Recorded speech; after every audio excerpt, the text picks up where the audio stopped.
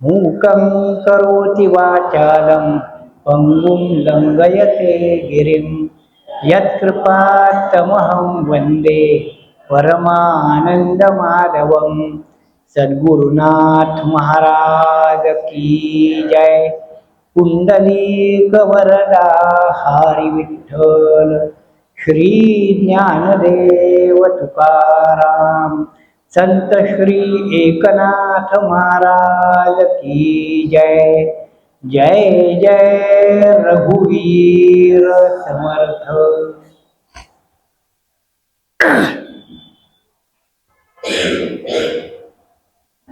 पुणेकर मित्र परिवार यांनी आयोजित केलेल्या या 3 दिवसीय चिंतन मालिकेला आज आपण आरंभ करतोय। आजचा पहिला दिवस आहे। आज संत श्री एकनाथ महाराज यांच्या पुण्यस्मरणाचा दिवस आहे आणि या निमित्तानेच ही 3 दिवसीय प्रवचनमाला या ठिकाणी आयोजित केलेली आहे। संत श्री एकनाथांच्या जीवनाचा, त्यांच्या विचारांचा काही आपल्याला चिंतन करण्याचा एक अवसर यामुळे उपलब्ध झालेला आहे। यासाठी आपण सर्व पुणेकर मित्रमंडळींचं मी मनापासून अभिनंदन करतो। तुम्हाला सर्वांना धन्यवाद देतो। आपल्या चरणी नतमस्तक होऊन नमस्कार करतो आणि यथामती यथाशक्ती श्री एकनाथ महाराजांच्या विचारांचा मागोवा काही घेता येईल असं प्रयत्न करू। आज नाथषष्ठी म्हणून हा दिवस ओळखला जातो, पण या दिवसाचं वैशिष्ट्य फार वेगळं आहे।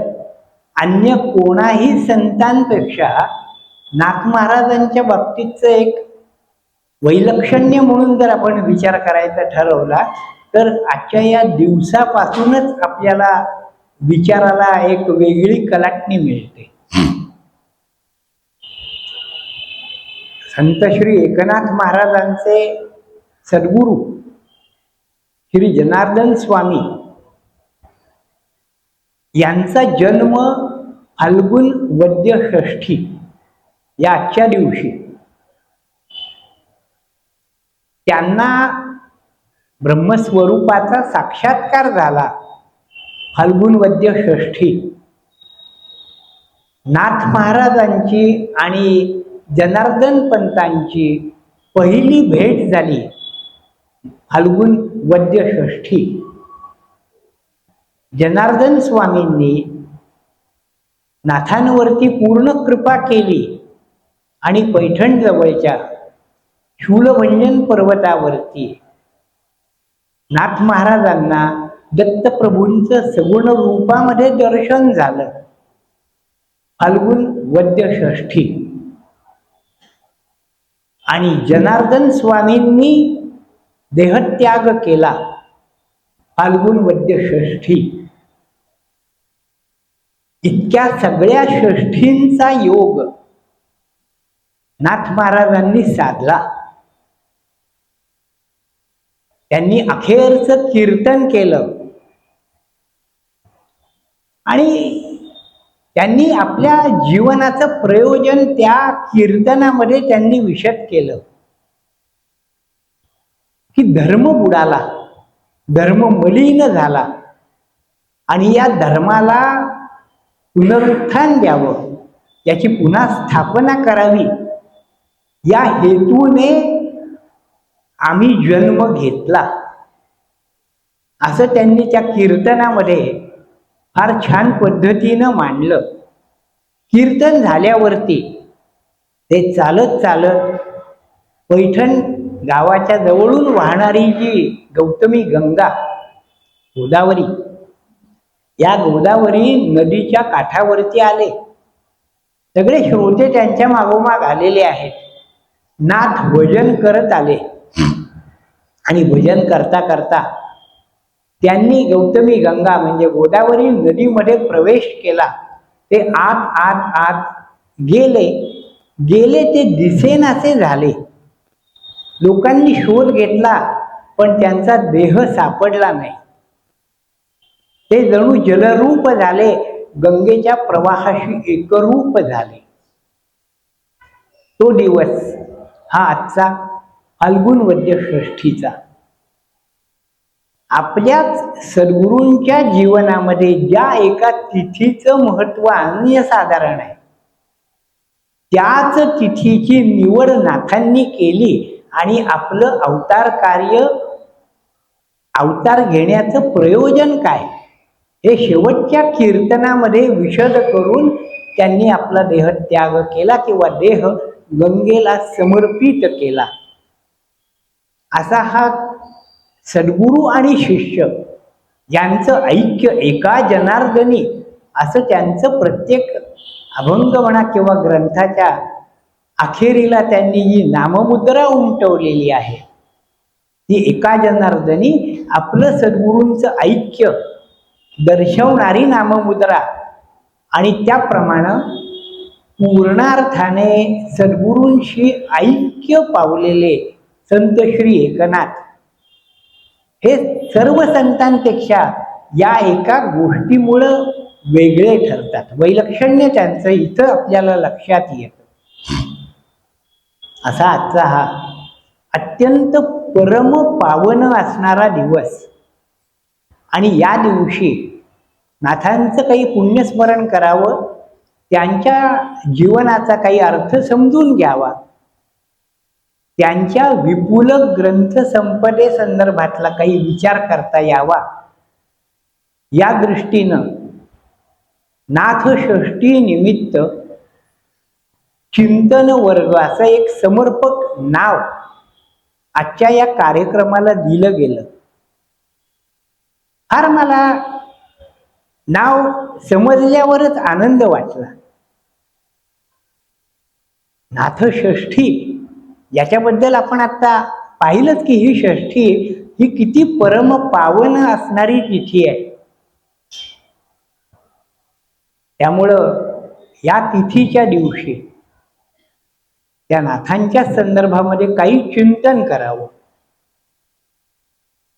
असा विचार म्हणजे मनाला खूपच प्रसन्नता देणारा विचार आहे. चिंतन माणसाने करावं, अवश्यमेव करावं. चिंतन न करता मनुष्य जर विचार करेल तर त्याला चिंता असं म्हणतात. चिंता आणि चिंतन याचा एक धात्वार्थ विचारात घेतला, धातूच्या दृष्टीने अर्थ लक्षात घेतला तर एक ती मानसिक क्रिया आहे. विचार करणे, चिंतन करणे किंवा चिंता करणे या दोन्हीमध्ये अर्थ एकच आहे, मानसिक प्रक्रियाच आहे. पण चिंतन आणि चिंता यामध्ये मूलभूत फरक आहे. तो फरक चिंता जेव्हा आपण करतो तेव्हा त्यापासून फलनिष्पत्ती दुःख अशी होते आणि चिंतनाचा परिणाम आपल्याला आनंदाचा एक आल्हाददायक अनुभव प्राप्त होतो. असं चिंतनाचं फार विलक्षण महत्व आहे. माणसाने चिंतन करावं, चिंता करू नये. आम्हाला सवय आहे ती चिंता करण्याची सवय आहे आणि आपल्या दुःखाचं मुख्य कारण या चिंता आहेत. मग चिंता आम्ही ज्या गोष्टीची करतो यातली कोणतीही गोष्ट आमच्या आटोक्यात नाही, आमच्या शक्तीमध्ये नाही. आमच्या बुद्धीचा प्रभाव त्या चिंता दूर होण्यासाठी उपयोगी पडत नाही. असं आपल्याला नाईलाजाने का होईना मान्य करावंच लागतं. आपण आपल्या जीवनाचा जर विचार केला तर आपण अशी किती गोष्टींची चिंता करत होतो आणि त्याचं एक समाधानकारक उत्तर आपल्याला मिळालं. तर मला वाटत नाही एका हाताची बोटं आपल्याला पुरतील मोजण्यासाठी, कमी पडतील, बोटं जास्त होतील, पण चिंता आपल्या भरपूर असतील. त्याचं समाधान मिळालं, ते समाधान मोजण्यासाठी 5 बोटं आपल्याला गरज नाहीये, असं एक व्यस्त प्रमाण आपल्याला लक्षात येईल. आणि चिंतन ज्यांनी केलं त्या चिंतनाचा परिणाम म्हणून ते दुःखमुक्त झालेले जीव आहेत, अशी यादी काढली तर ती आपल्याला फार मोठी यादी मिळेल. ऋषी मुनींनी चिंतन केलं, मनन केलं, त्यातून ते धारणा, ध्यान, समाधी अशा एका उच्च पातळीवरती वर चढत गेले. हा चिंतनाचा परिणाम. आणि या चिंतनाचा अंतिम परिणाम म्हणून ते कैवल्य पदाला प्राप्त झाले. दुःखरहित सुख, निरपेक्ष सुख म्हणजे आनंद, हे जे आपलं स्वरूप आहे, या स्वरूपाला हे सर्व प्राप्त झाले, असं आपल्याला त्यांची चरित्र पाहिली तर लक्षात येईल. या दृष्टीनं चिंतनाचं महत्व फार आहे. आणि म्हणूनच आजच्या या कार्यक्रमाला किंवा एकूणी या मालिकेला नाथ षष्ठी निमित्तचं चिंतन असं एक शीर्षक दिल्यामुळे हा चिंतनाचा विषय अगदी नाथांच्याच भूमिकेतून आपण जर समजून घ्यायचा ठरवला तर नाथांनी चिंतनावरती अभंग दिलेत आपल्याला. थेट विषयालाच एकदम इथं विचार करायलाच आपल्याला आरंभ आहे, कारण शीर्षक तसंच दिलेलं आहे. पण इतका विचार सगळा करण्यापूर्वी आपल्याला काही विचार अन्य करायचा आहे. पण तरी सुद्धा हे शीर्षकच असं दिलेलं असल्यामुळं आपण नाथांची वाणी काय आहे ती पाहू. चिंतना संदर्भात नाथ काय आपल्याशी बोलतात, एखादा अभंग त्यातला आपण पाहू. आणि मग चिंतनाचं महत्व हे मी इथं बसून काहीतरी वेगळं बोलतो आहे असं मानण्याचं कारण नाही. जे मी बोलायला सुरुवात केलेली आहे ते सगळं नाथांचंच वाङ्मय आहे, त्यांचे विचार आहेत. आणि ते माझ्या अल्पबुद्धीप्रमाणे मी आपल्या पुढं मांडण्याचा प्रयत्न करणार आहे. माझ्या स्वभावाच्या विरुद्ध असणाऱ्या काही गोष्टी इथं आल्यापासून घडल्या. मला नाईलाजाने त्याचा थोडासा उल्लेख करावा लागतो, म्हणून मी करतो. मी असा कुठेतरी उच्चासनावर बसावं आणि बाकी सर्व मित्रमंडळींनी असं समोर खाली बसावं, हे माझ्या स्वभावात नाही. आपल्या मित्रमंडळीत आपण बसावं, बरोबरीचं नातं असावं आणि मग गप्पा व्हाव्यात. मग त्या गप्पांमधून जे काही चिंतन होईल ते एका पातळीवरती होतं. असं जरा उच्च पातळीवरनं बोलणं हे माझ्या स्वभावात नाही. त्यामुळं माझ्याकडून काही चुका होण्याची शक्यता आहे. मी आधीच या बाबतीत आपली मनपूर्वक क्षमा मागतो.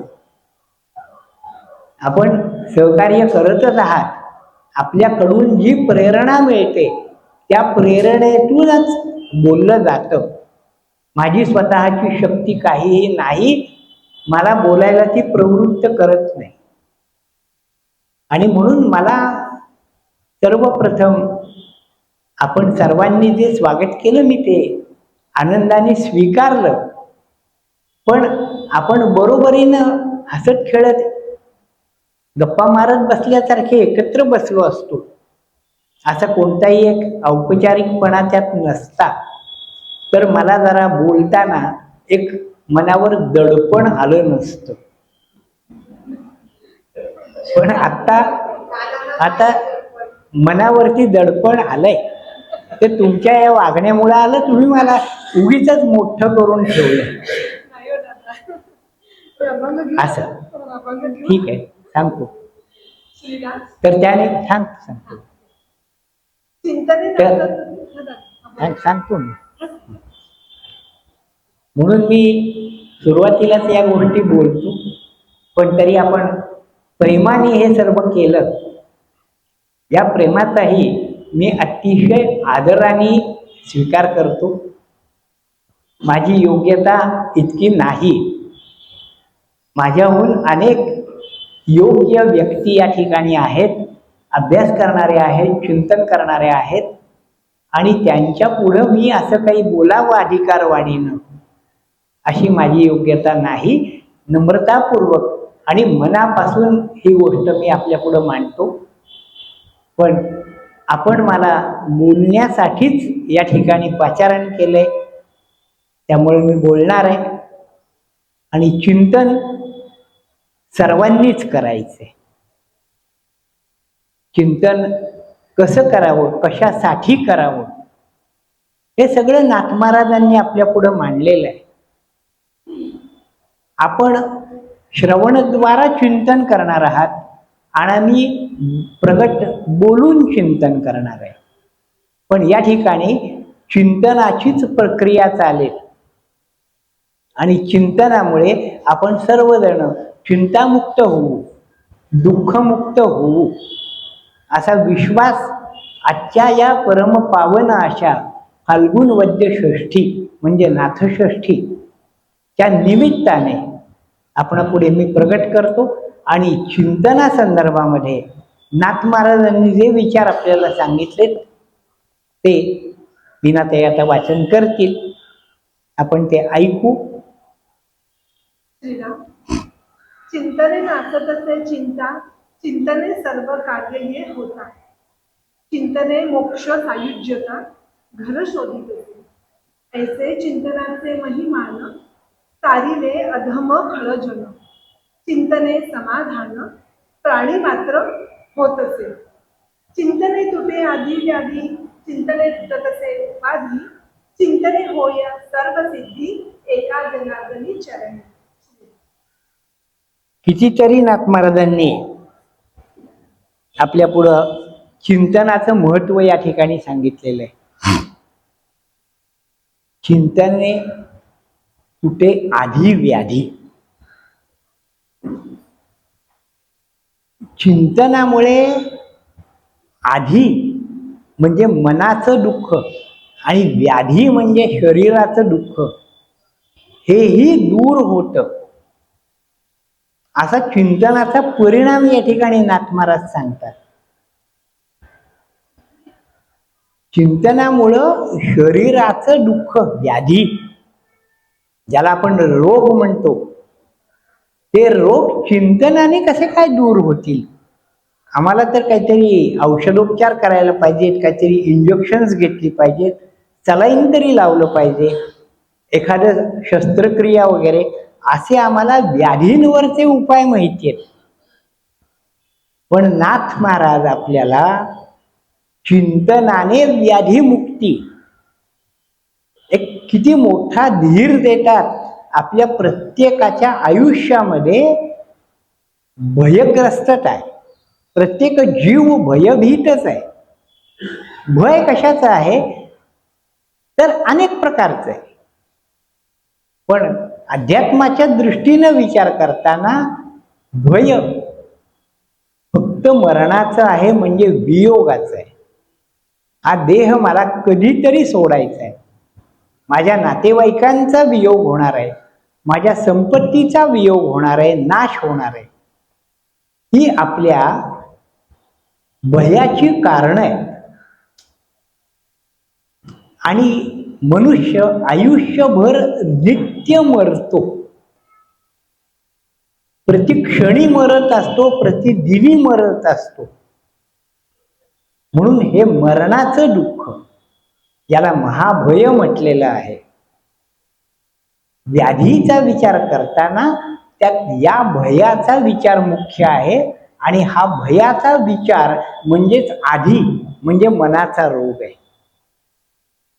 म्हणून आधी आणि व्याधी विचार करताना दोन वेगवेगळ्या कल्पना आहेत असं जरी आपल्याला वाटलं तरी प्रत्यक्षात एकाच नाण्याच्या दोन बाजू असं आपण जे व्यवहारात म्हणतो, या ठिकाणी विचार तसाच आहे.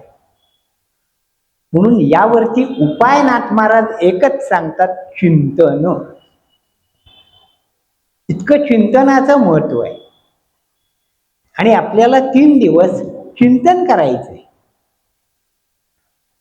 आणि चिंतन करताना सुद्धा त्यात आता आयोजन करणाऱ्यांची नावं आता एरंडे साहेबांनी आपल्याला सांगितलीच. एरंडे साहेब स्वतः आणि मीनाबेन कारिया या दोघांनीच हे नियोजन केलंय. त्याच्यामुळं काय बोलायचं, तर एरंडे साहेबांनी नाव दिलं एकनाथ महाराजांचे मौलिक विचार. वा, म्हणलं छान आहे. शीर्षकही असं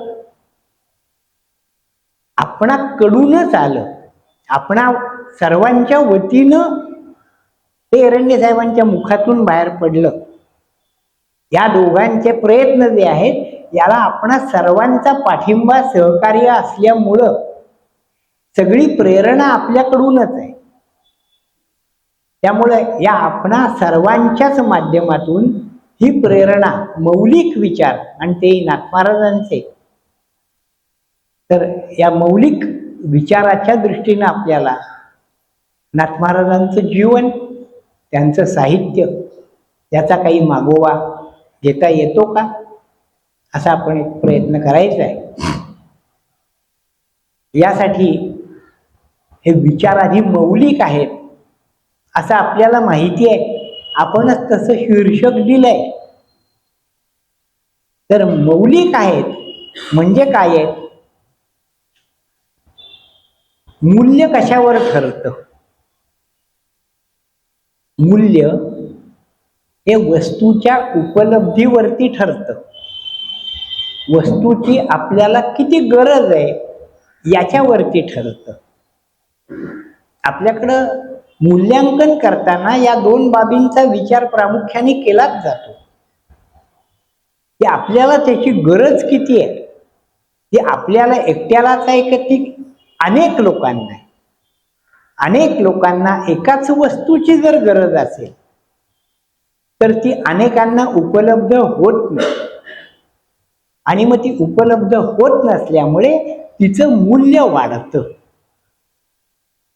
नाथ महाराजांचे विचार हे असेच आहेत की ते उपलब्ध अन्यत्र होत नाही. मी बोलतोय जे वाक्य विचार करायला लावणारं वाक्य आहे. का नाथ महाराजांच्या बद्दल बोलायचं, त्यांची स्तुती करायची, म्हणून एक स्तुती करताना, स्तवन गाताना एक दोष पत्करून बोललं जातं की ज्याचं स्तवन करायचं, ज्याची स्तुती करायची, त्याहून अन्य लोकांना किंवा अन्य जर वस्तू असतील तर त्यांना गौणत्व द्यायचं. आणि ज्याचं आपल्याला महत्व सांगायचंय त्याच्याबद्दल गौरवोद्गार काढायचे. हल्लीच्या जमान्यामध्ये याला जाहिरात तंत्र असं म्हणतात. नाथ महाराजांच्या कार्याची जाहिरात मी करावी इतका दरिद्रीपणा नाथ महाराजांच्याकडे नाही. अपार श्रीमंत असलेले नाथ महाराज आहेत आणि त्यांची जाहिरात माझ्यासारख्यानी करावी तर माझ्या इतका दरिद्री कोणी नाही. त्यांच्या जीवनाचा, त्यांच्या कार्याचा मी काय त्याची जाहिरात करणार किंवा त्याचं महत्व मी काय सांगणार, ही योग्यताच नाही. इतकं नाथ महाराजांचं व्यक्तिमत्व आणि त्यांचे विचार मौलिक आहेत. पण ते मौलिक आहेत असं म्हणून त्याचं मूल्य लक्षात येत नाही. यासाठी या विचारांचा बाबत एक चिंतन करताना हे मूल्य कशावर निर्धारित करता येईल, म्हणजे मग ते मूल्य आपल्याला पटेल. आणि मौल्यवान जे असतं ते प्रत्येकाला हवं असतं. कमी जर मूल्य असेल, किंमत कमी असेल तर माणसाचं समाधान होत नाही. इथं चिंतनाने समाधान प्राप्त होतं. आता जो अभंग या ठिकाणी वाचला गेला त्यात नाथ महाराज आपल्याला हे सांगतात की चिंतनाने समाधान प्राप्त होतं. या अर्थी चिंतन करणं हे अत्यंत मौल्यवान आहे. आणि त्यातही नाथ महाराजांसारख्या साक्षात्कारी संतांच्या विचाराचं चिंतन करणं, याचं मूल्य मी काय वर्णन करावं. आपण सर्व रत्नपारखी आहात, त्यामुळं आपणापुढं याचं मूल्य मी वर्णन करणंच चुकीचं होईल. अपार असं मूल्य नाथ महाराजांच्या या वाङ्मयातून आपल्याला मिळतं, समाधान मिळतं. याचा अनुभव हा प्रत्येक संताच्या बाबतीत, म्हणून मी म्हटलं जाहिरात करणे असा विचार नाहीये. वैलक्षण्य थोडं सांगावं लागतं, पण अन्य कोणाही संताला इथं कमी लेखण्याचं कारण नाही. स्वतः नाथ महाराजांनाही अशी कल्पना आवडणार नाही. कुणालाही कमी लेखणं हे नाथ महाराजांना मान्य नाही. आपण त्यांच्या जीवनाचा विचार करताना या एक एक बाबीचा विचार करणं योग्य ठरेल आणि त्यातून त्यांच्या विचारांचं मूल्य आपल्याला लक्षात येईल. मौलिकता जी आहे त्याचा आपल्याला विचार करायचा आहे. त्यासाठी हे विचार कोणत्या काळामध्ये प्रगट झाले, सामाजिक परिस्थिती काय होती, माणसांची एकूण व्यवहाराची पद्धत काय होती, नैसर्गिक आपत्ती काही होत्या का,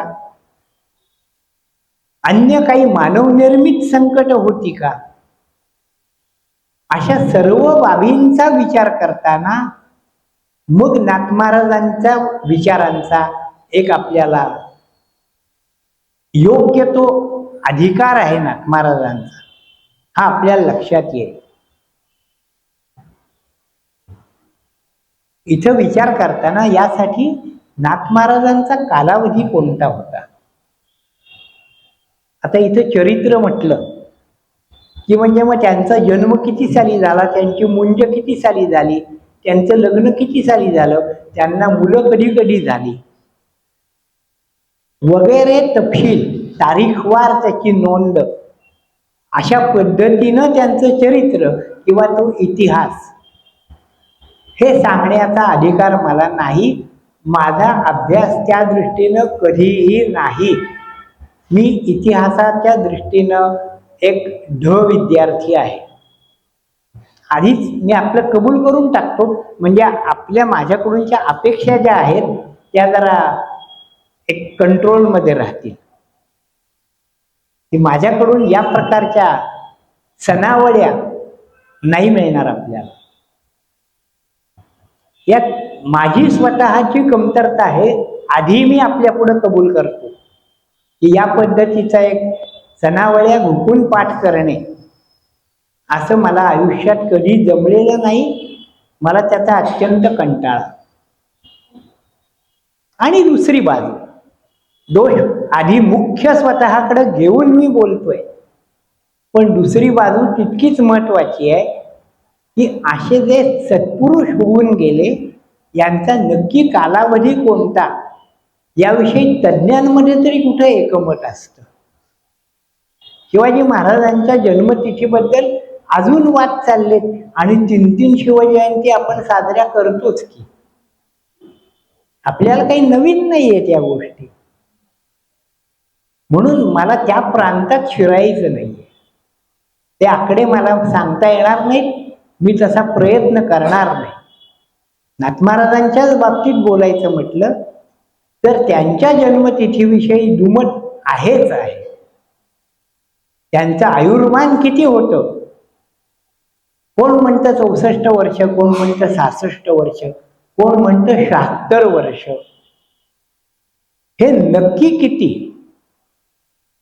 असं काही मला ठरवता येईल अशी माझी क्षमता नाही. माझ्याकडे तसे काही ठोस पुरावे नाहीत.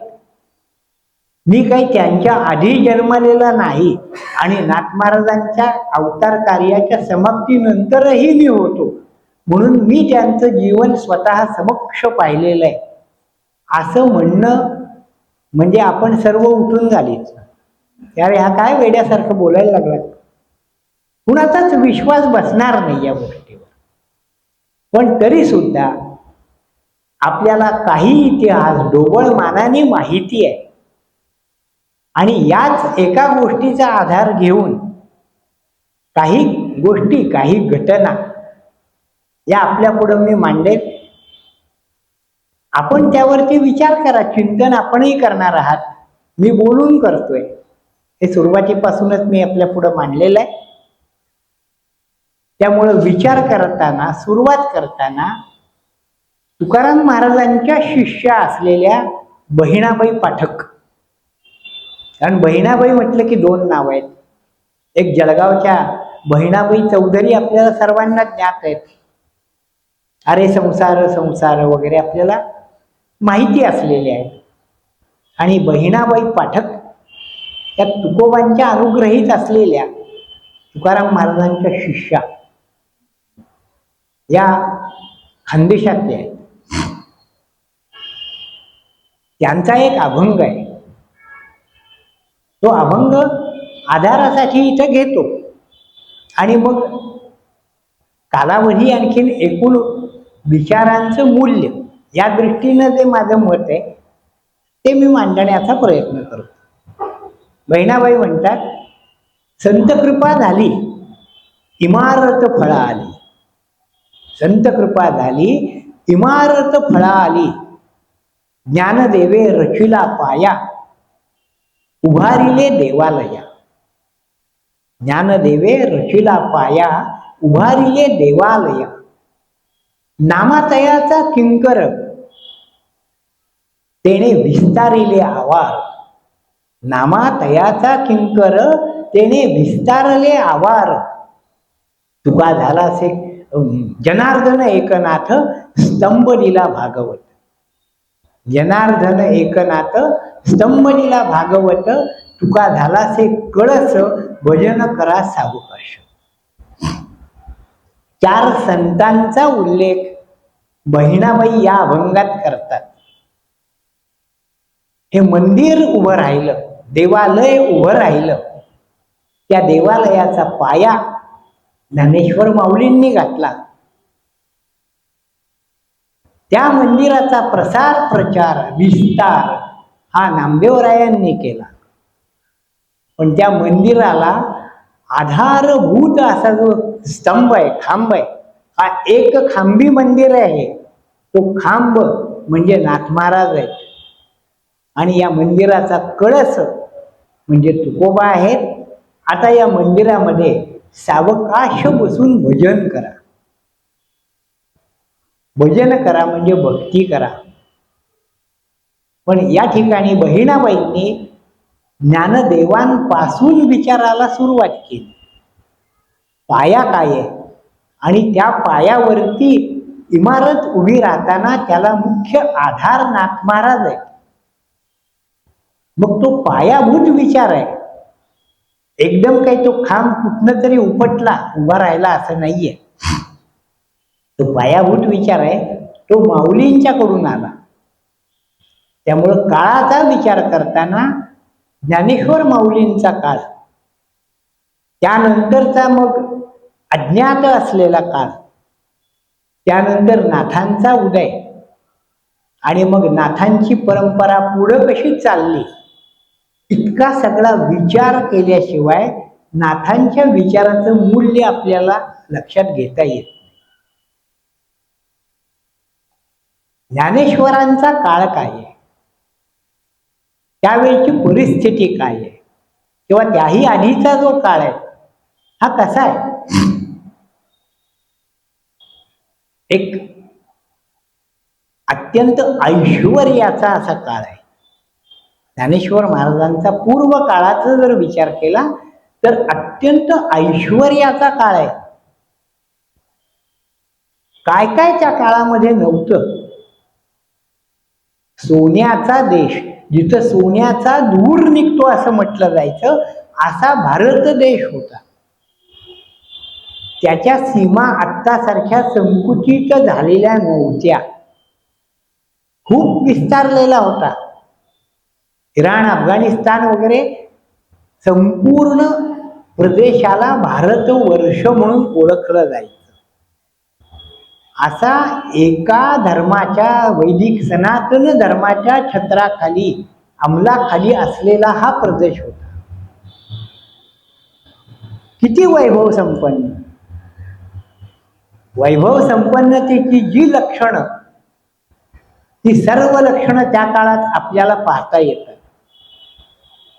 ज्या पैठण क्षेत्रामध्ये नाथ महाराजांचा जन्म झाला, त्या पैठणचं वैभव पहा. त्या पैठणच्या बाजूला वेरूळची लेणी आहेत, अप्रतिम अशी लेणी. ते किती वर्ष कोरीव काम चाललेलं होतं याची प्रत्यक्ष खात्रीलायक माहिती उपलब्ध नाही. ते कशा पद्धतीनं केलं गेलं असावं याचे अंदाज सांगितले जातात. ते एका अखंड पर्वतात वरून खाली पोखरत पोखरत खाली येत ते शिल्प कोरलं गेलं. कैलास लेणी म्हणून त्याला ओळखलं जातं. 12 ज्योतिर्लिंगामधलं एक ज्योतिर्लिंग घृष्णेश्वर हे त्या स्थानी विराजमान झालेलं आहे. आजची कला कधी होऊ शकते? ही संपन्नता असल्याशिवाय होऊ शकत नाही. आपल्याला एक घर बांधायचं म्हटलं तर त्यासाठी आपल्याला किती व्याप पडतो, त्यासाठी काय काय उद्योग आपल्याला करावे लागतात. आणि या सर्वामागं आपली धडपड मुख्य कशासाठी असते तर आपल्या योग्य घर आपल्याला मिळावं यासाठी. आर्थिक हा सर्वात मोठा बाब आहे. आर्थिक बाब ही इथं विचारात घ्यावी लागते. आपल्या आवश्यक गरज म्हणून घराचा विचार. पण वेरूळ सारखं शिल्प नाही केलं तर फरक पडत नाही. ते केव्हा घडतं? ज्या वेळेला माझ्याकडं खूप पैसे पडू नयेत त्याच वेळेला हा विचार माझ्या मनात येतो की ह्या पैशाचा काहीतरी अन्य उपयोग करावा. आणि त्यातून अशा कलांना प्रोत्साहन दिलं जातं. असं कलांना प्रोत्साहन देणारे राजे हे समृद्ध होते आणि ते अशा कलांचा सन्मान करायचे. आणि त्यातून निर्माण झालेलं शिल्प म्हणजे वेरूळ आहे. अशी ऐश्वर्य संपन्नता होती. समाजामध्ये अत्यंत स्वास्थ्य होतं, सुबत्ता होती. काले वर्षतु पर्जन्य हा पृथ्वी सस्यशालिनी वगैरे जे वर्णन केलं जातं, सगळी परिस्थिती तदनुकूल होती.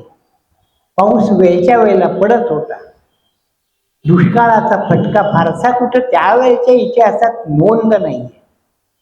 तो नंतर तुकाराम महाराजांच्या वेळेला दुष्काळ पडले, मग त्यात तुकाराम महाराजांचा संसार मोडला वगैरे कथा आपल्याला माहिती आहे. पण ज्ञानेश्वरांचा पूर्व काळ हा अत्यंत सुबत्तेचा होता, निसर्ग अनुकूल होता,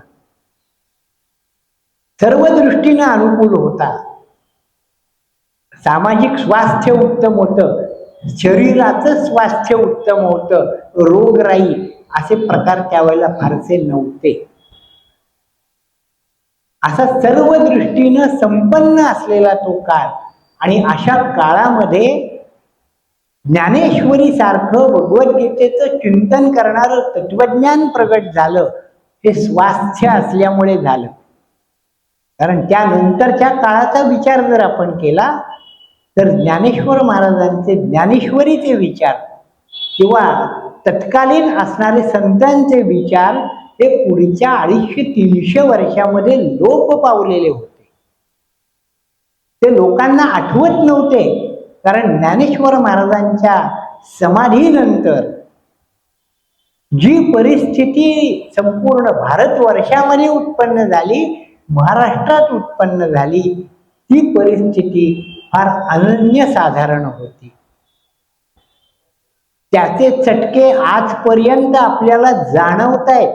इतकी त्याची धग अजूनही आहे. अजून ते थांबत नाहीये, हे आपल्याला पावलोपावली जाणवतं.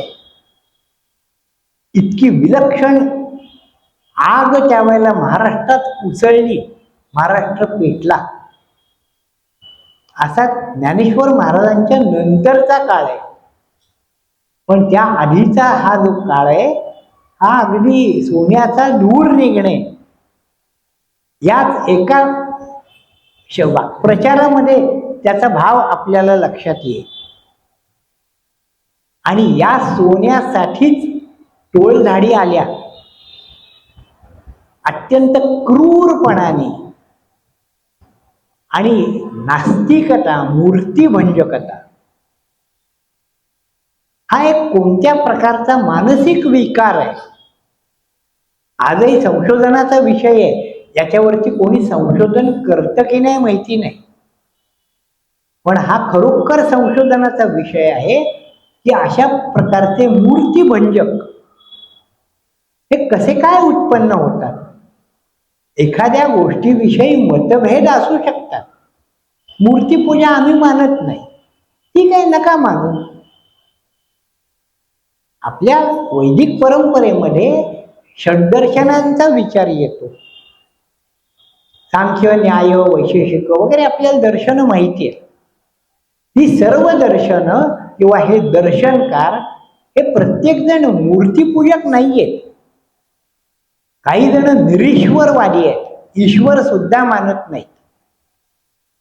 आणि अद्वैताची भूमिका जर लक्षात घेतली तर अद्वैताने ईश्वराचा म्हणजे सगुणाचा आधार स्वीकारलेला आहे. पण खरं तर वैदिक वेदांत तत्वज्ञान किंवा उत्तर मीमांसा म्हणून ज्याला ओळखलं जात, तेही या ईश्वराला शेवटी रिटायर करतात, पण तत्वज्ञानाच्या भूमिकेतून रिटायर करतात.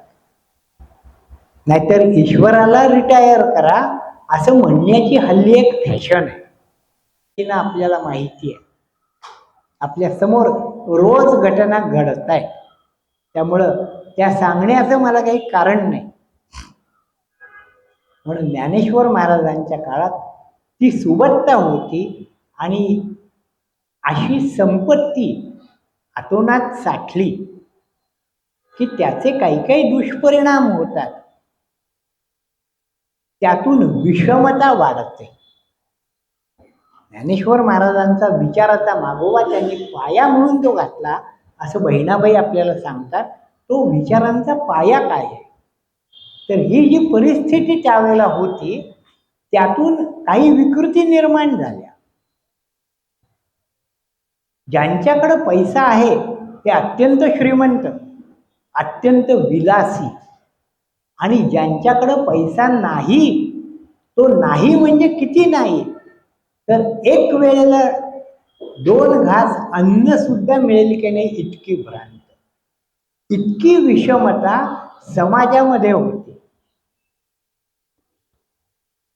ज्ञानेश्वर माऊलींनी समाजापुढे जे विचार मांडले त्याचं मूल्य आपण जर लक्षात घेतलं तर त्यांनी ते विचार मांडण्यासाठी भगवद्गीता या ग्रंथाचा आधार घेतला. भगवद्गीता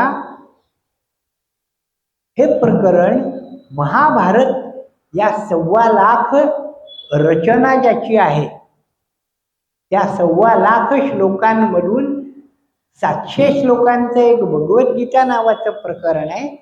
इतकंच प्रकरण माऊलींनी निवडलं. काय कारण याचं? हा पाया घातला गेला तो या भगवद्गीतेच्या माध्यमातून घातला. आणि त्याचं कारण काय होतं? ज्या परिस्थितीमध्ये महाभारत युद्ध झालं ते घडवून आणावं लागलं भगवंतालाही. सत्ता लोलुपता, संपत्ती पाहिजे, ती दुसऱ्याची लुबाडून पाहिजे. त्यासाठी काहीही खटपटी लटपटी कट कारस्थानं करावी लागली. ती सर्व केली. इंद्रप्रस्थाचं राज्य कपटाने मिळवलं द्यूतामध्ये.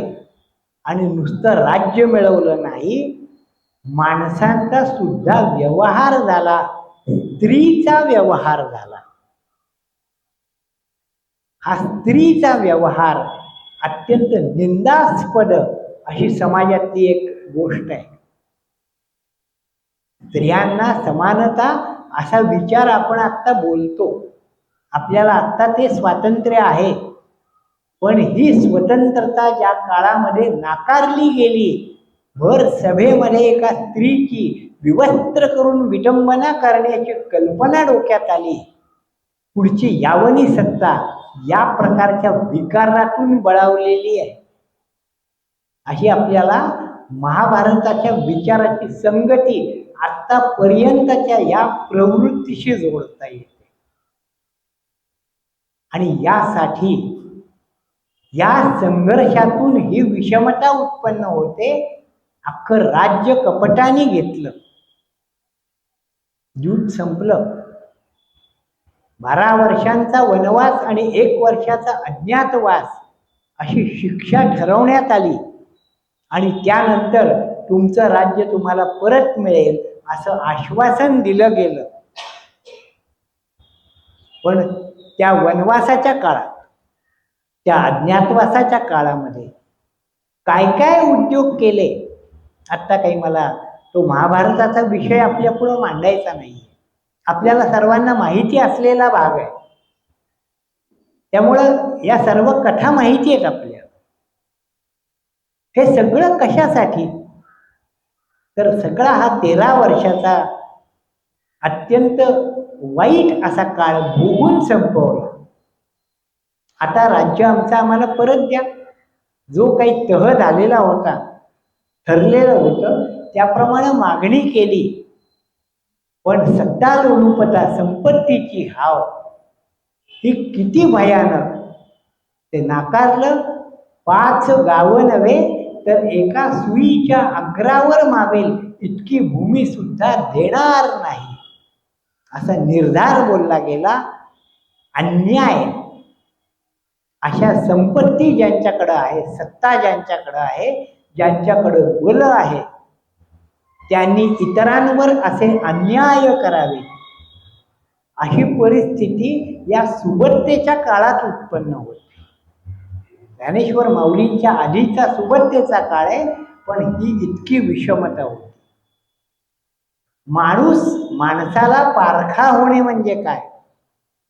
पशु होऊनही माणसाला हीन दर्जाची वागणूक देणं म्हणजे काय? आपल्याला माऊलींचं चरित्र या दृष्टीनं लक्षात घ्यावं लागतं. 4 घरी भिक्षा मागून ती मुलं येत आहेत, तर दुष्टपणाने त्यांची झोळी फाडून टाकावी, त्यांनी आणलेल्या भिक्षेमध्ये माती कालवावी, शेण टाकावं, हा अमानुषपणाचा प्रकार त्यांनीच भोगला, सोसला. आणि याचं परीक्षण त्यांनी केलं, याचं चिंतन केलं. आपल्याला चिंतनच करायचंय, म्हणून प्रत्येक वेळेला या प्रकारचा जो मुद्दा बोलला जाईल त्याचं चिंतन करायचं. ते आपण करता आहात. त्या चिंतन माऊलींनी केलं. कशामुळे हे भोगावं लागतं? हे मला एकट्यालाच भोगावं लागतं का? आम्हा 4 भावंडांनाच भोगावं लागतं का? का अन्य समाजामध्ये असे घटक आहेत की या विषम व्यवस्थेमुळं त्यांना या प्रकारची दुःख भोगावी लागतात? समाजाचं निरीक्षण केलं, निरीक्षण केल्यावरती त्यांना हे जाणवलं की ही विषमता हेच या दुःखाचं मुख्य कारण आहे. मग ही विषमता जावी यासाठी भगवद्गीतेचं तत्वज्ञान अर्जुनाचं निमित्त करून भगवंतांनी जगासाठी जे सांगितलं ते अत्यंत सोप्या भाषेत सर्वसामान्य माणसांसाठी माऊलींनी आणलं. निर्दोषम ही समम ब्रह्म तस्मात् ब्रह्मणे ते स्थिता. ब्रह्म हे सम आहे आणि ब्रह्म हे आपलं स्वरूप आहे. हा स्वरूपाचा विचार जो अनादी काळापासून ऋषीमुनी सांगत आले, हाच आधारभूत विचार, म्हणूनच त्याला वैश्विक धर्म असं म्हटलं गेलं. हा वैश्विक धर्माचा विचार, इथं प्रत्येकाला समानता आहे. शक्ती कमी जास्त असेल, ज्याच्याकडे शक्ती आहे त्याने अशक्ताला मदत करावी. या प्रकाराने एकमेकाच्या सहकार्याने एकमेकाला आधार देऊन सर्वांनीच सुखी जीवनाचा आनंद घ्यावा, हा आपला वैदिक सनातन परंपरेचा विचार. पण ज्यांना सत्ता संपत्ती आणि भोगविलास यांचीच आसक्ती आहे, त्यांनी त्या दृष्टीनं तत्वज्ञान निर्माण केलं. त्यातून ही मूर्तीपूजा, स्त्री ही उपभोग्य वस्तू आहे, अशा प्रकारचा विचार प्रबळ झाला. मग त्यांना सर्व स्त्रिया या उपभोग्य वाटायला लागल्या. सर्व संपत्ती माझ्याच ताब्यात पाहिजे असा संपत्तीचा हव्यास उत्पन्न झाला. ज्ञानेश्वर माऊलींच्या नंतरचा काळ हा या विचाराने सर्वसामान्य माणसाला त्यांनी किंकर्तव्य मूड केलं, दिग्मूढ केलं, असा तो काळ आहे. हा विषमतेचा विचार एक थोडा स्पष्ट करतो अधिक. आपल्याला कल्पना असते नसते, पण आपण जेव्हा संतांची चरित्र पाहतो किंवा आत्ता आपण संतांचे वर्णन ऐकतो, ज्ञानेश्वर माऊलींच्या काळच्या विषमतेचा विचार म्हणून थोडा स्पष्ट करतो वेगळ्या भूमिकेतून. आता आपण बहिणाबाईंचा अभंग पाहिला, त्यात नामदेवरायांचा उल्लेख आहे की त्यांनी या मंदिराचा आवाराचा विस्तार केला. फार पंजाब पर्यंत नामदेवराय गेले, असा सगळा विस्तार आपल्याला माहिती आहे. आणि नामदेवराय म्हटल्यानंतर आपल्या पुढं फोटो असतात की ते छान डोक्याला पागोटं बांधलेलं आहे, ते अंगामध्ये ती बाराबंदी आहे, असं चापून चोपून नेसलेलं धोतर आहे, कमरेला तो एक शेला बांधलेला आहे, एका हातात चिपळे आहेत आणि नामदेव महाराज भजन करतायत, नाचतायत, असं चित्र आपल्या पुढं आहे. आपल्याला नामदेव महाराज हे असे वैभव संपन्न आणि पोशाखी असे आपल्याला माहिती आहेत, कारण आम्ही असे पोशाखी आहोत. आम्ही आमच्या दृष्टीनं संतांकडे पाहतो, वस्तुस्थितीचा विचार आपण फार करत नाही. पण नामदेव महाराजांचंच मुख्य उदाहरण इथं विषमतेच्या दृष्टीनं घेतो की नामदेवरायांच्या घरी नोकर चाकर आहेत असं वर्णन आहे. जनाबाई की त्यांच्याकडे दासी म्हणून होती. म्हणजे नामदेवराय हे फार दरिद्री अवस्थेमध्ये होते असं वर्णन नाही. पण तरी सुद्धा सामाजिक परिस्थितीचा विचार करताना त्यांचे शिष्य असलेले चोखामेळा, सामाजिक दृष्टीनं विषमता, जातीच्या दृष्टीनं एक हीन जाती, आर्थिक दृष्टीनं विषमता, स्वतः नामदेवरायांचं वर्णन आपण या चित्रावरून ती कल्पना करतो की किती चुकीची आहे. महिपतींनी वर्णन केलंय, नामदेवराय कीर्तन कसं करतात याचं वर्णन केलंय. वाखाचा करदोटा, वाखाचा करदोटा, चांदाची लंगोटी, नामदेव कीर्तन करी वाळवंटी, महिपतीने केलेलं वर्णन आहे. त्या वाळवंटामध्ये नामदेवराय कीर्तन करते. त्यांचा पोशाख काय, युनिफॉर्म काय आहे कीर्तनकाराचा, तर वाखाचा करदोटा, कमरेला एक करदोटा बांधलाय, लंगोटी बांधण्यासाठी आधार पाहिजे म्हणून, आणि एक चिंधी लंगोटी म्हणून लावलेली आहे, आणि नामदेवराय कीर्तन करतायत. त्याला आपण ऐश्वर्य समजायचं का?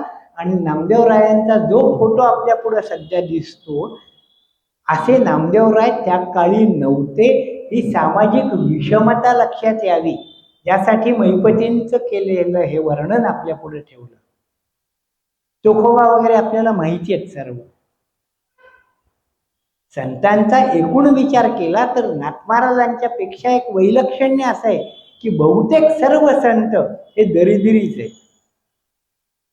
नाथमहाराजच त्या दृष्टीनं वैभव संपन्न आहे, तो विचार आपल्याला करायचा आहे. पण ज्ञानेश्वर महाराजांच्या काळातली ही विषमता, असं त्यापूर्वी ही विषमता अशी होती. आपण ती महाभारताच्या काळापर्यंत जाऊन पाहिली की तिथंही संपत्तीची एक अपेक्षा हाव आणि स्त्री ही भोग्य वस्तू आहे असं स्त्रियांकडे पाहण्याची एक भूमिका. विषमतेला एवढी दोन कारणं पुरेशी आहेत. समाजात अशांतता, दुःख यासाठी इतकीच दोन कारणं बास आहेत. त्या काळी भगवद्गीता हे तत्वज्ञान प्रगट झालं आणि तोच आधार माऊलींनी घेतला. माऊलींचा अवतार कार्य संपलं. नामदेवराय उत्तर भारतात गेले. त्यांनी या विचारांचा तिकडं प्रभाव प्रगट केला. ग्रंथ साहिबा या शीख धर्मीयांच्या ग्रंथामध्ये नामदेवरायांचे अनेक अभंग हिंदीमधले समाविष्ट आहेत. नानकदेव जे शीख धर्माचे संस्थापक ते आणि नामदेवराय यांची प्रत्यक्ष भेट झालेली आहे. नानकदेवांनी या यावनी तुर्की मुस्लिम या नावाने आपण ज्यांना ओळखतो या सत्तेच्या विरुद्ध झुंज दिलेली आहे. ते मक्का मदिनेपर्यंत गेलेले होते आणि तिथं जाऊनही ते सुखरूप परतही आले. नाहीतर इस्लामच्या विरुद्ध पैगंबरच्या विरुद्ध कोणी बोलणार आहे तर सरतन से जुदा ही भाषा आता वापरली जाते. त्याही वेळेला काही ती नव्हती असं नाही. पण तरी नानक देवांचं एक वैशिष्ट्य आहे हे की ते मक्केपर्यंत जाऊन त्या काबा म्हणून जी ओळखली जाते मशीद त्या मशिदीपर्यंत जाऊन त्यांनी हा विचार कसा चुकीचा आहे हे तिथं जाऊन ठणकावून सांगून परत आले. असे नानकदेव आणि नामदेवराय महाराष्ट्रातून उठून त्यांच्यापर्यंत का गेले तर त्या शीख लोकांच्याकडं शौर्य होतं. रजपूत लोकांच्याकडे एक शौर्य होतं. महाराष्ट्रामध्ये जी सांपत्तिक सुबत्ता त्यावेळेला होती सांपत्तिक सुबत्तेमुळं आपल्या अंगीचं शौर्य विसरलेलं होतं. शस्त्र गंजलेली होती. हे महाराष्ट्रापुरता विचार नाहीये. महाराष्ट्राच्या जवळपर्यंत ही सत्ता येऊन थांबली. त्याला प्रतिकार झाला नाही का कुठं तर प्रतिकार खूप झाला. उत्तरेमध्ये प्रत्यक्ष अफगाणिस्तानातून भारतामध्ये येणारा जो भाग आहे खैबर खिंड वगैरे भाग आहे या भागामध्ये त्यावेळेला ही सनातन वैदिक संस्कृतीच होती. राजा दाहीर नावाचा एक तिथला ज्याचा उल्लेख सापडतो इतिहासामध्ये. बाकी राजांचा तिथला काही इतिहास सापडत नाही. पण दाहीर राजाची एक नोंद सापडते. हा दाहीर राजा म्हणजे एका छोट्या प्रांताचा तिथला अधिकारी. त्याची एक कथा सापडते. हे पलीकडून येणारे पठाण जे संपत्ती आणि स्त्रिया यांना लुटण्यासाठी येत होते ते आले. ते येऊन राज्य करण्यासाठी तोपर्यंत धजावले नव्हते. यायचं लुटमार करायची संपत्ती आणि स्त्रियांना उचलायचं आणि निघून जायचं. त्याचा भोग घ्यायचा त्यांना टाकून द्यायचं. अशी एक वाईट प्रवृत्ती असलेली माणसं येत होती. दाहीर राजाच्या राज्यावर आक्रमण झालं. यांच्या तलवारी गंजून पडलेल्या ज्ञानातून बाहेर येईनात अशी परिस्थिती. पण दाहीर राजा त्यातल्या त्यात जागरूक होता. त्याच्याकडे इतकी परिस्थिती नव्हती. त्यांनी सैन्य गोळा केलं, तलवारी बाहेर काढल्या आणि त्यांनी प्रतिहल्ला केला. पण मुळात युद्धाचा सराव नव्हता आणि येणारे आक्रमक हे अत्यंत क्रूर होते. माणुसकी वगैरे काही विचार नव्हता. त्यामुळं दाहीर राजा मारला गेला. दाहीर राजा मारला गेल्यानंतर त्याची पत्नी सती जायला निघाली. ती सती जायला निघाली आणि जाताना तिला वाटेमध्ये एक संन्यासी दिसला. आता आपल्याला देहत्याग करायचा आहे आणि आपण आता या संन्यासी महाराजांच्या पाया पडावं, त्यांचे काही आशीर्वाद घ्यावे आणि मग पतीबरोबर सहगमन करावं. या विचाराने ती अत्यंत धीरोदात्तपणाने त्या संन्यासी बुवांच्या पाया पडली. ते ध्यानस्थ बसलेले होते. हिने सगळा सौभाग्य अलंकार धारण केलेले होते. बांगड्यांचा आवाज ऐकला, त्या संन्यासी बुवांनी डोळे उघडून पाहिलं. आशीर्वाद नाही दिला काही, पण त्यांनी डोळे उघडून पाहिलं, कुणीतरी स्त्री आपल्याला अभिवादन करते. डोळे उघडून पाहिलं, सर्व अलंकारांनी नटलेली. विचारलं काय आहे? तिने सांगितलं, मी असं असं सती जायला निघाली, माझे पती असे असे मारले गेले. ते संन्यासी बाबा कदाचित याच विवंचनेमध्ये असावेत. त्यांनी ही परिस्थिती पाहिलेली असावी. त्यामुळं त्यांनी त्या राणीला विचारलं की तू असा देह तुझा जो आहे हा वाया घालवणार का? एकदम आगीच्या भक्ष्यस्थानी देह सोडून देणार का? त्याने काय होईल? नरदेहाचा असा वाया घालवण्यासाठी हा नरदेह नाही. ते सार्थकी लावलं पाहिजे.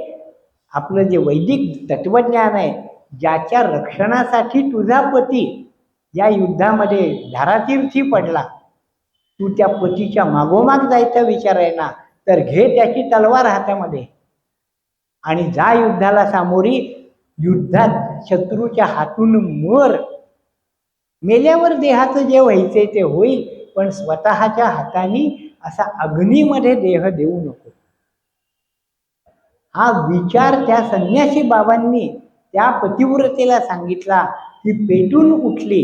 तिने शस्त्र धारण केलं, फौज जमा केली, पुन्हा हल्ला केला, मारली गेली. प्रतिकार होत नव्हता असं नाही, पण प्रतिकाराचं प्रमाण इतकं व्यस्त होतं.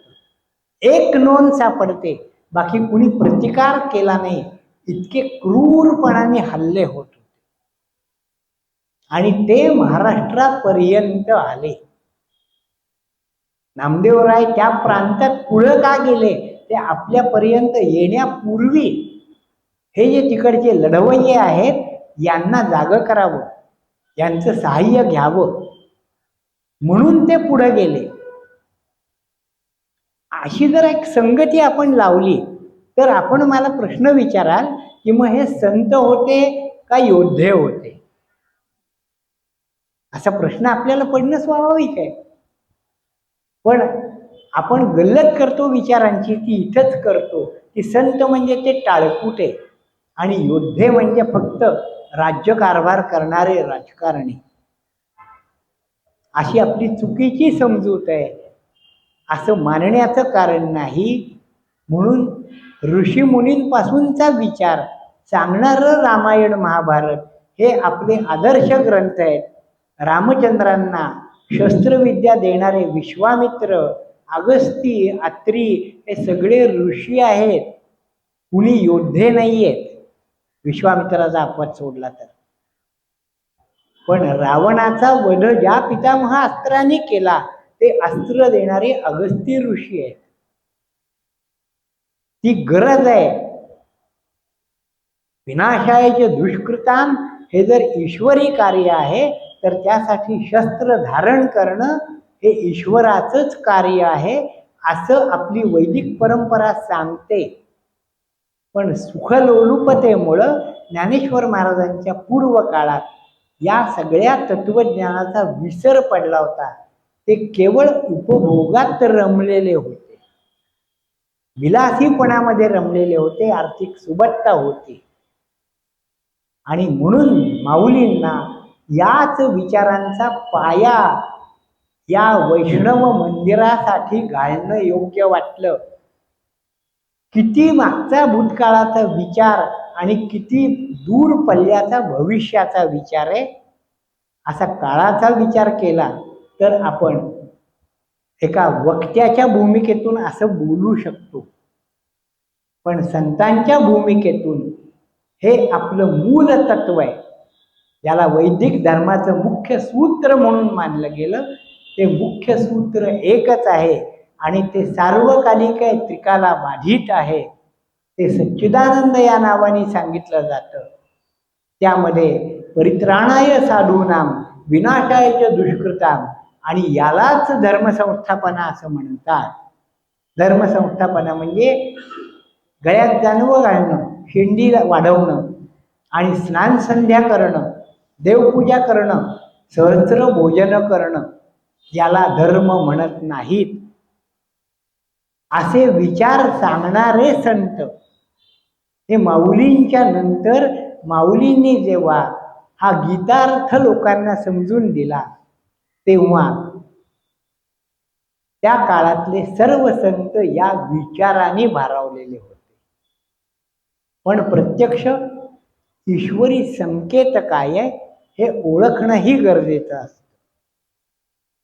तो संकेत ओळखला नाही, ओळखता आला नाही तर सर्वनाश होतो. ही भूमिका जाणणारे संत आहेत. म्हणून आमच्याकडे तलवार आहे, आमच्याकडे शस्त्र आहेत, आम्ही कसाही हल्ला करू, कुणालाही मारू, हे अनैतिकता आहे. मग अनैतिकता आणि नैतिकता याच्यामध्ये आमच्याकडं आज हजारो वर्ष होऊन गेली तरी ते आमच्या डोक्यावर बसलेलेच आहेत. ते सहन करायचं का? आपल्याला विचार करावा लागतो. हा विचार मला काही इतिहास आणि त्यातून आपण विचार काय करावा हे सांगण्यासाठी मी इतिहास सांगत नाहीये. हा नाथ महाराजांचं विचारांचं मूल्य काय आहे, ते कोणत्या कसोटीवरती मूल्य ठरतंय, त्यासाठी कसोटी म्हणून हा इतिहास सांगतोय. ही सगळी भूमिका लक्षात घेतली तर ज्ञानेश्वर महाराजांच्या नंतर 300 वर्षाहून अधिक काळ गेल्यानंतर नाथांचा जन्म आहे. या 300 वर्षामध्ये काय झालं? कोणी संत निर्माण झाले नाहीत. शेवटची जी नोंद मिळते ती सेना नावी, सेना महाराज म्हणून ज्यांना आपण ओळखतो, हे शेवटचे संत त्यांची नोंद सापडते. ते बादशाहची हजामत करायला त्याच्या पदरी होते, पण तरी विठ्ठलाचे भक्त होते, सनातन धर्म मानणारे होते, ईश्वरी संकेत ओळखणारे होते.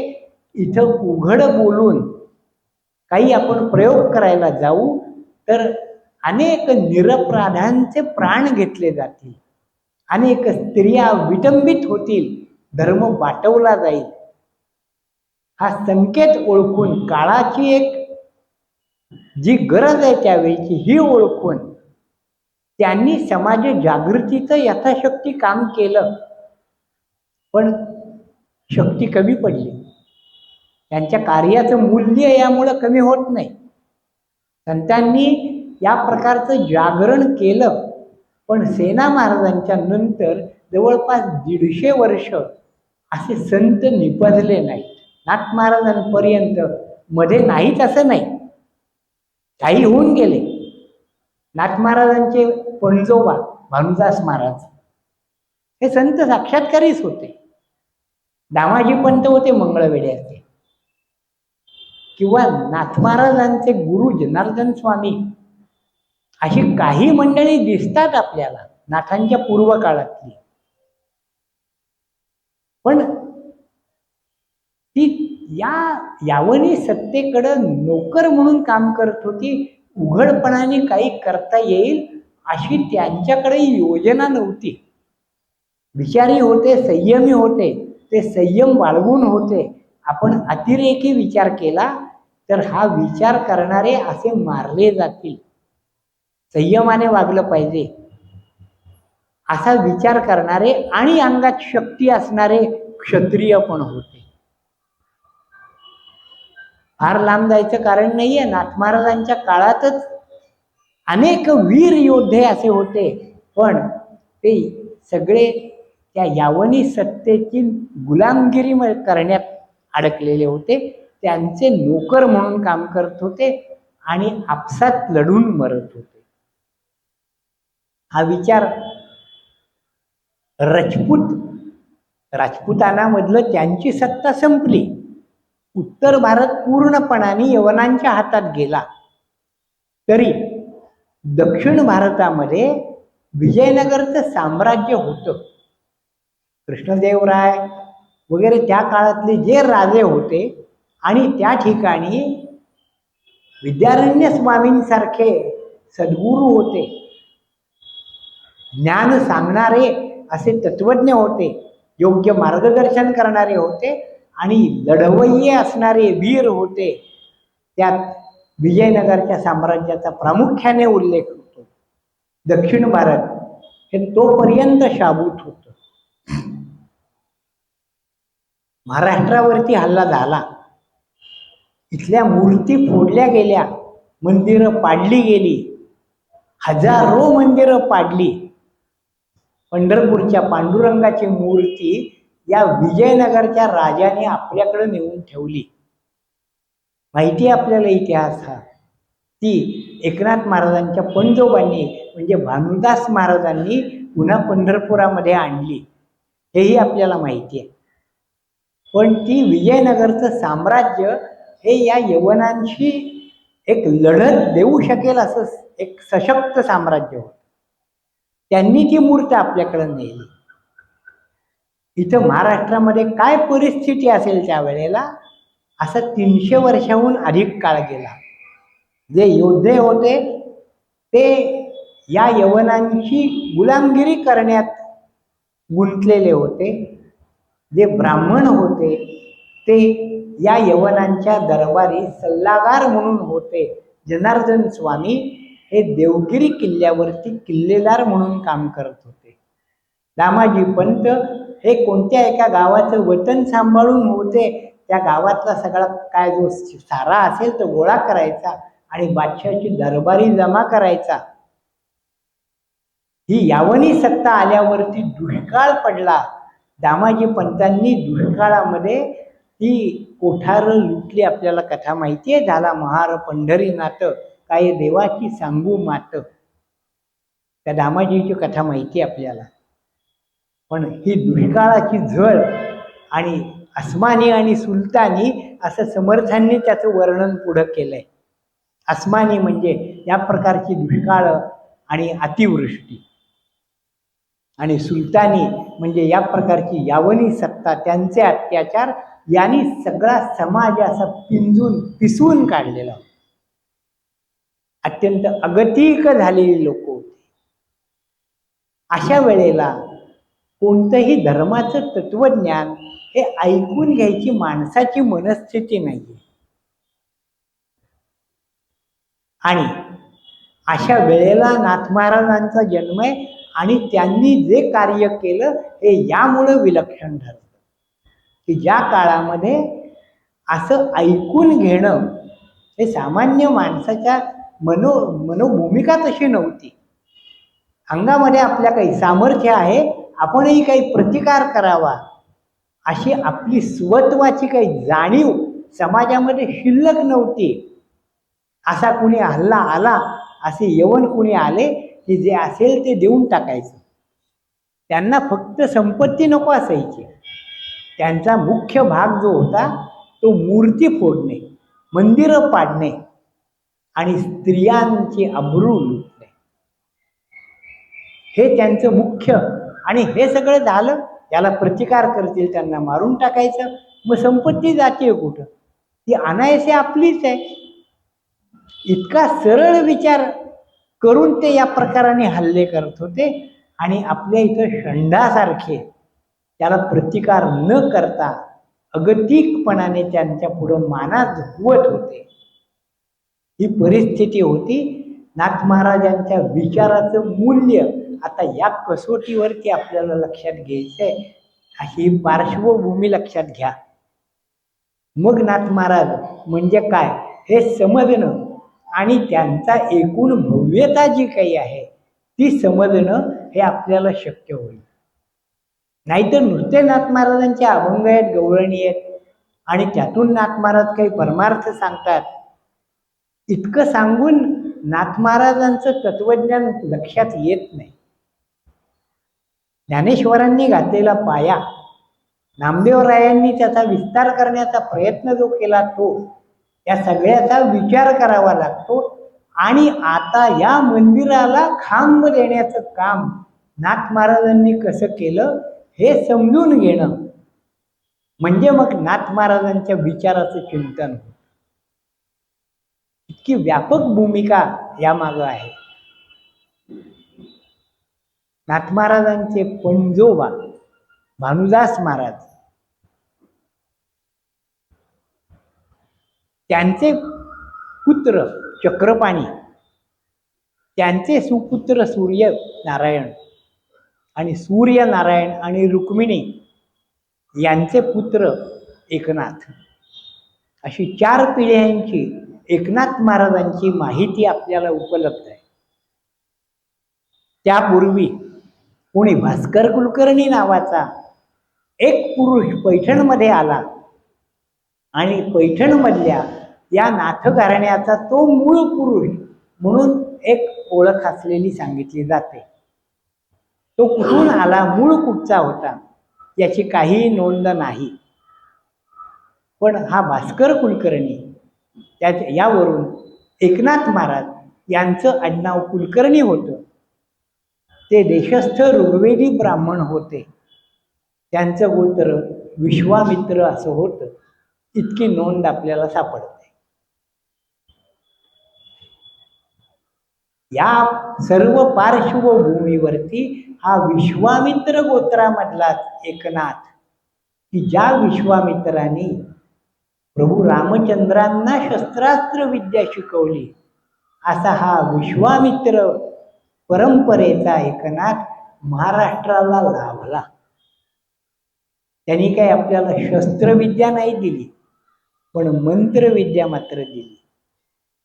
म्हणजे अमुक एक मंत्र टाकला की अमुक एक काहीतरी चमत्कार होतो, अशी जी मंत्रासंदर्भातली भूमिका होती, अशी भूमिका मंत्रासंदर्भामध्ये नसते.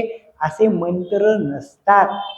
इतका एक स्पष्ट विचार सांगणारे आणि प्रत्यक्ष एक व्यावहारिक, ज्याला मराठीमध्ये प्रॅक्टिकल भूमिका म्हणतात, अशी प्रॅक्टिकल भूमिका सांगणारे एकनाथ महाराज आहेत. एकनाथ महाराजांचं विचारांचं मूल्य आपल्याला या पार्श्वभूमीवरती लक्षात घेता येईल. जनार्दन स्वामी हे त्यांचे गुरु आहेत. एकनाथ महाराजांचा जन्म, आता त्या सणावळ्यामध्ये मी जात नाही तो किती साली झाला, 1533 इसवी सन असं साल सांगितलं जातं. कोणी 1528 असंही सांगतात. असेल, पण एकनाथ महाराज पैठणमध्ये जन्माला आले, ते आलेच नाहीत असं कोणी म्हणत नाही. इतकं आपलं नशीब.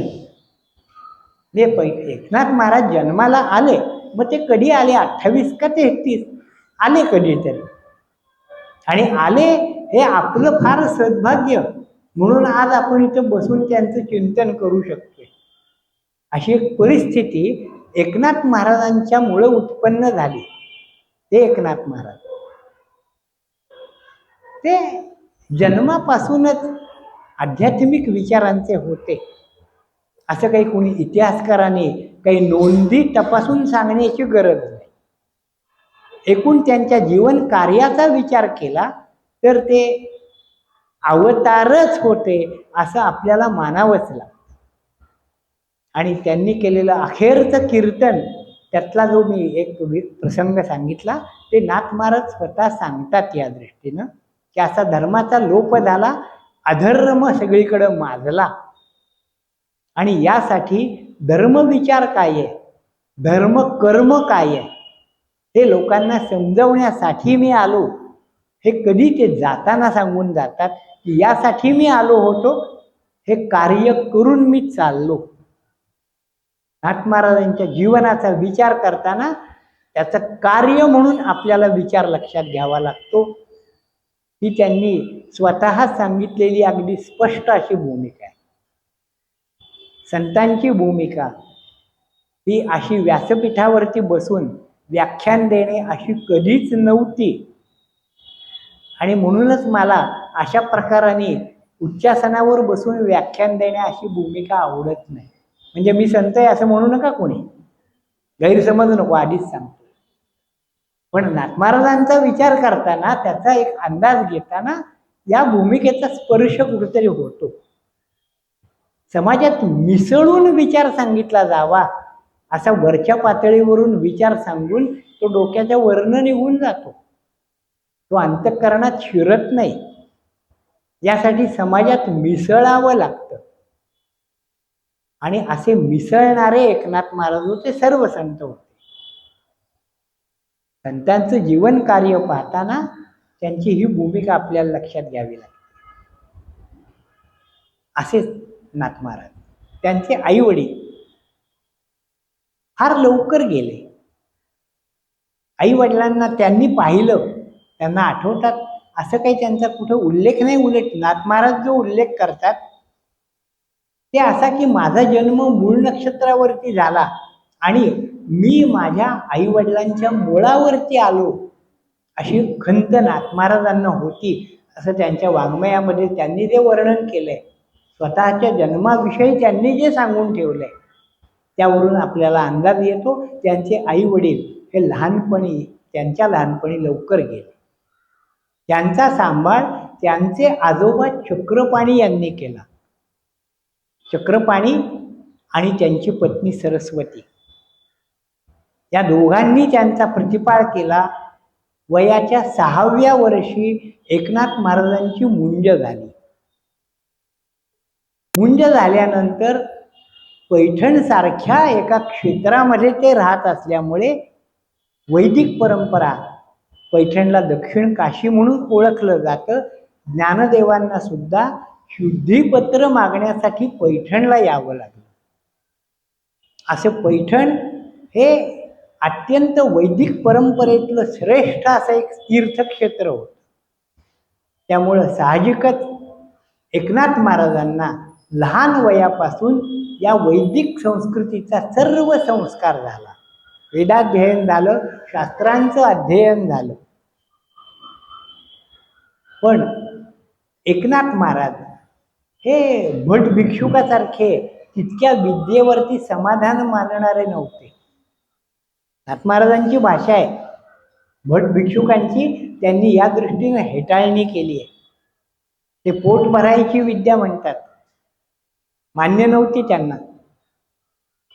खरं तत्वज्ञान काय आहे, समाजात काय चाललंय आणि कसल्या पूजा करतात, एकनाथ महाराजांच्या पूर्वी ज्ञानेश्वर महाराजांनी या प्रकारच्या सगळ्या कल्पना धुवून काढल्या होत्या. परमात्म तत्व म्हणजे काय हे अगदी ज्ञानेश्वर महाराजांच्या भूमिकेत जर सांगायचं तर करतळी आवळे तैसा हरी, इतकं स्पष्टपणाने त्यांनी समाजापुढं या परमेश्वराचं स्वरूप प्रगट केलेलं होतं. ज्ञानेश्वरांच्या काळानंतर हा जो मधला 300 वर्षाचा काळ गेला, त्यामध्ये ते सगळं प्रस्थ पुन्हा बोकाळलं. विविध देवता, त्याला क्षुद्र देवता असं समर्थ म्हणतात, नाथ महाराजही म्हणतात.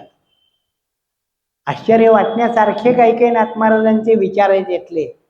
आपल्या पुढे इतक्या प्रगटपणाने येत नाहीत हे विचार, पण नाथ महाराज अशा क्षुद्र देवतांची खूप निंदा करतात. मुख्य परमात्मा एकच आहे आणि त्या एकाच परमात्म्याच्या ठाई सर्वांनी शरण जायला पाहिजे. ही भूमिका हे सनातन धर्माचं मूळ आहे. त्यामुळं मूळ विसरलं गेलं. आपला स्वधर्म काय, स्वभाव काय, इथे स्वत्व या पद्धतीनं विसरलं गेलं आणि म्हणून सगळा अनाचार माजला.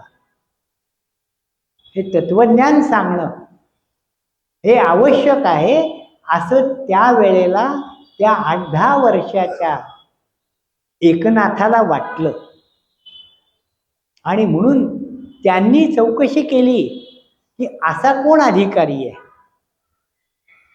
आणि त्यांना लक्षात आलं की त्या देवगिरीच्या किल्ल्यावरती जनार्दन स्वामी नावाचा एक सत्पुरुष आहे आणि त्यांच्याकडे आपण जायला पाहिजे. त्यांनी आजोबांना विचारलं, आजोबांनी त्यांना परवानगी दिली आणि एकनाथ हा जनार्दन स्वामींच्या सेवेमध्ये देवगिरीच्या किल्ल्यावरती रुजू झाले. देवगिरीच्या किल्ल्यावरती जनार्दन स्वामींनी एकनाथ महाराजांना सर्व विद्या असा उल्लेख ज्या विद्येचा केला जातो ती अध्यात्म विद्या, त्या परब्रह्माशी असलेलं ऐक्य इथपर्यंत अनुभूतीपर्यंत जनार्दन स्वामींनी एकनाथांवरती संस्कार केले.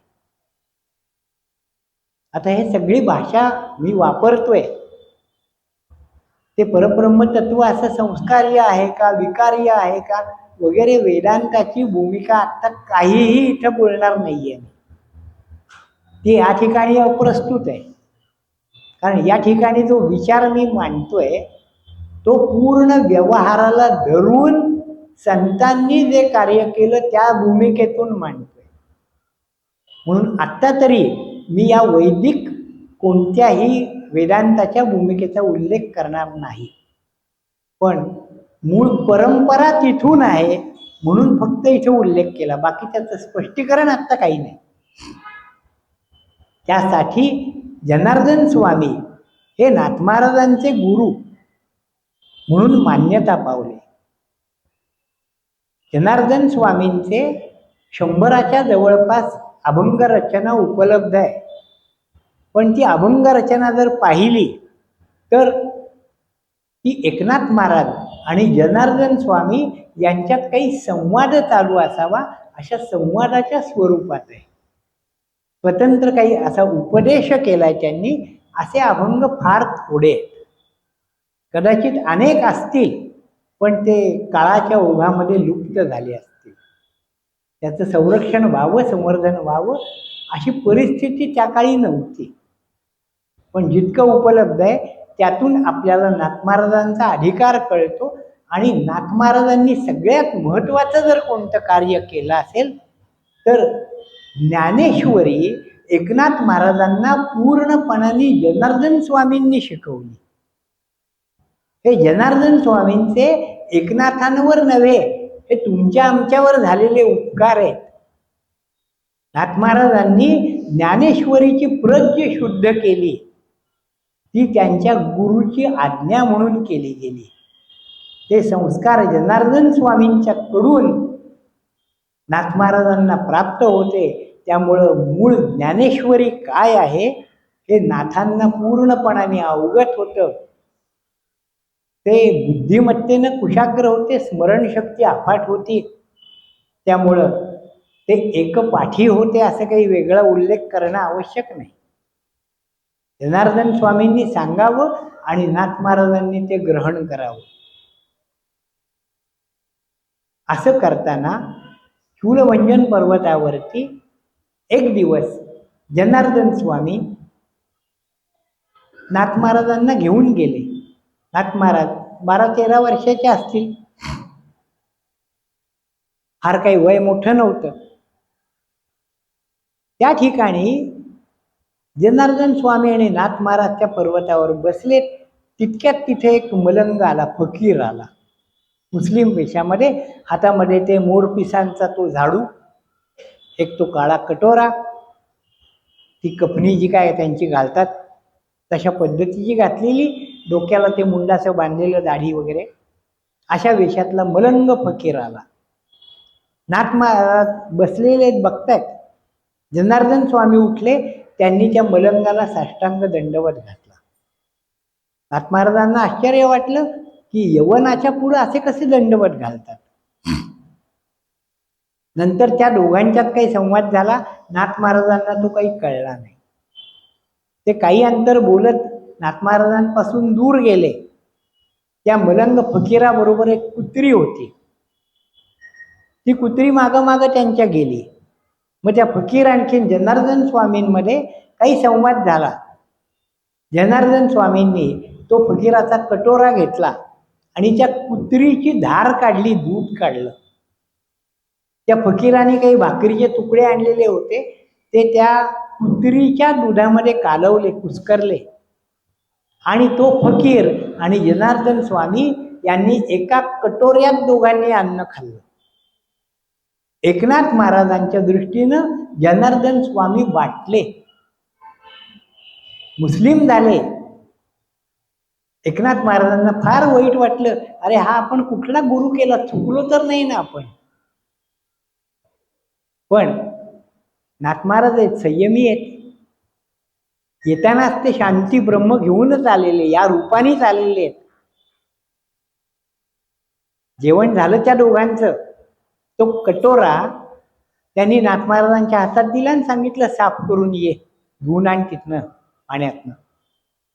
नाथ महाराजांना आश्चर्य येते, अरे आपले गुरु आणि तो फकीर यांनी त्या कुत्रीचं दूध काय काढलं, त्यात भाकरी काय कालवली आणि ती काय खाल्ली, काहीतरी नक्की गौड बंगाले काय आहे म्हणून उत्सुक त्यांनी तो उष्टा कटोरा चाटला. दोघांच्याही लक्षात आलं, कटोरा धुवून ते परत आले तेव्हा तिथं तो फकीर नव्हता, तर तिथं दत्तात्रेय प्रत्यक्ष सगुण रूपामध्ये उभे होते आणि नाथ महाराज त्यांच्या पायाशी बसलेले होते. ती कुत्री नव्हती, ती दत्त अवधूतांच्या बरोबर असणारी कामधेनू गाय होती. सगळं वर्णन चमत्कारिक आहे आणि नाथ महाराजांच्या आयुष्यामध्ये अशा चमत्कारांना स्थान नाही. पण तरीही सगुण रूपामध्ये दत्तात्रयांचं दर्शन जनार्दन स्वामींच्या कृपेमुळं आपल्याला शूलभंजन पर्वतावरती झालं असं स्वतः नाथ महाराज सांगतात. आणि मग आमचे कीर्तनकार या प्रसंगाला धरून अशा कथा रंगवतात. आम्हालाही त्या फार आवडतात. आता आपली आपली रुची आहे आणि आपली विचाराची कुवत आहे, त्यानुसार आपली श्रद्धा बसायला अशी कथा उपयुक्त आहे म्हणून ऐकायची. पण श्रद्धा ठेवायची ती जनार्दन स्वामी आणि नाथांच्या पायाशी. या ठिकाणी हा सगळा विचार करताना नाथ महाराजांच्या कुलपरंपरेचा विचार जसा आपण केला तसा गुरुपरंपरेचा एक विचार या ठिकाणी करावा लागतो. नाथ महाराजांची गुरुपरंपरा ही 2-3 प्रकारांनी येते. एक प्रकार सांगितला जातो ती नारायणापासून सुरू होते, किंवा नाथ महाराज त्यांचे गुरु जनार्दन स्वामी, त्यांचे गुरु जनार्दन स्वामींच्याकडून गेलं तर जनार्दन स्वामींचे गुरु कोणी एक राजे मोहम्मद म्हणून होते, सुफी असा एक उल्लेख मिळतो. आणि त्या सुफी मोहम्मदाचे गुरु तेही कोणी फकीर होते. अशी एक मुस्लिम परंपरा नाथ महाराजांची गुरु परंपरा म्हणून सांगितली जाते. आणि हा मलंगाचा जो विचार या कथेच्या माध्यमातून येतो तो ही मुस्लिम परंपरा मान्य करणारे लोक सांगतात. पण अन्यांचा विचार जसा केला जातो तसं नारायण, आदिनाथ, महादेव ही परंपरा, शंकराचार्य वगैरे या परंपरेचाच वारसा नाथ महाराजांना जनार्दन स्वामींकडून मिळाला. पण त्यापूर्वी तो भानुदास महाराजांच्या रूपाने त्यांच्या घरामध्येच उपलब्ध होता.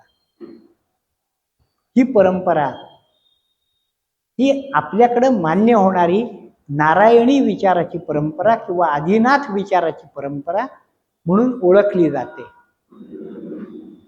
स्वतः नाथ महाराज याला एका दृष्टीनं पुष्टी देतात. ते आपली गुरु परंपरा सांगताना स्वतःचे गुरु कोण असं सांगण्यापेक्षा ते आदिनाथ शंकर भगवान, आदिनाथांचे शिष्य मत्स्येंद्रनाथ, मत्स्येंद्रनाथांचे गोरक्षनाथ, गोरक्षनाथांचे गहनीनाथ, गहनीनाथांचे निवृत्तीनाथ, निवृत्तीनाथांचे ज्ञानदेव आणि ज्ञानदेव हेच माझे गुरु, अशी परंपरा नाथ महाराज स्वतः एका अभंगात सांगतात. 3 परंपरा अशा पद्धतीने आपल्या पुढे सांगितल्या जातात. त्यात नाथ महाराजांनी स्वतःहून ज्याचा उल्लेख केला ही महत्वाची. ज्ञानेश्वर महाराजांना गुरुस्थानी मानणारे सर्वच संत आहेत.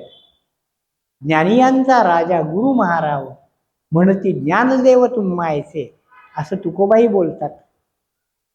कारण तो पाया जो घातलेला आहे या मंदिराचा तो ज्ञानदेवांनी घातला.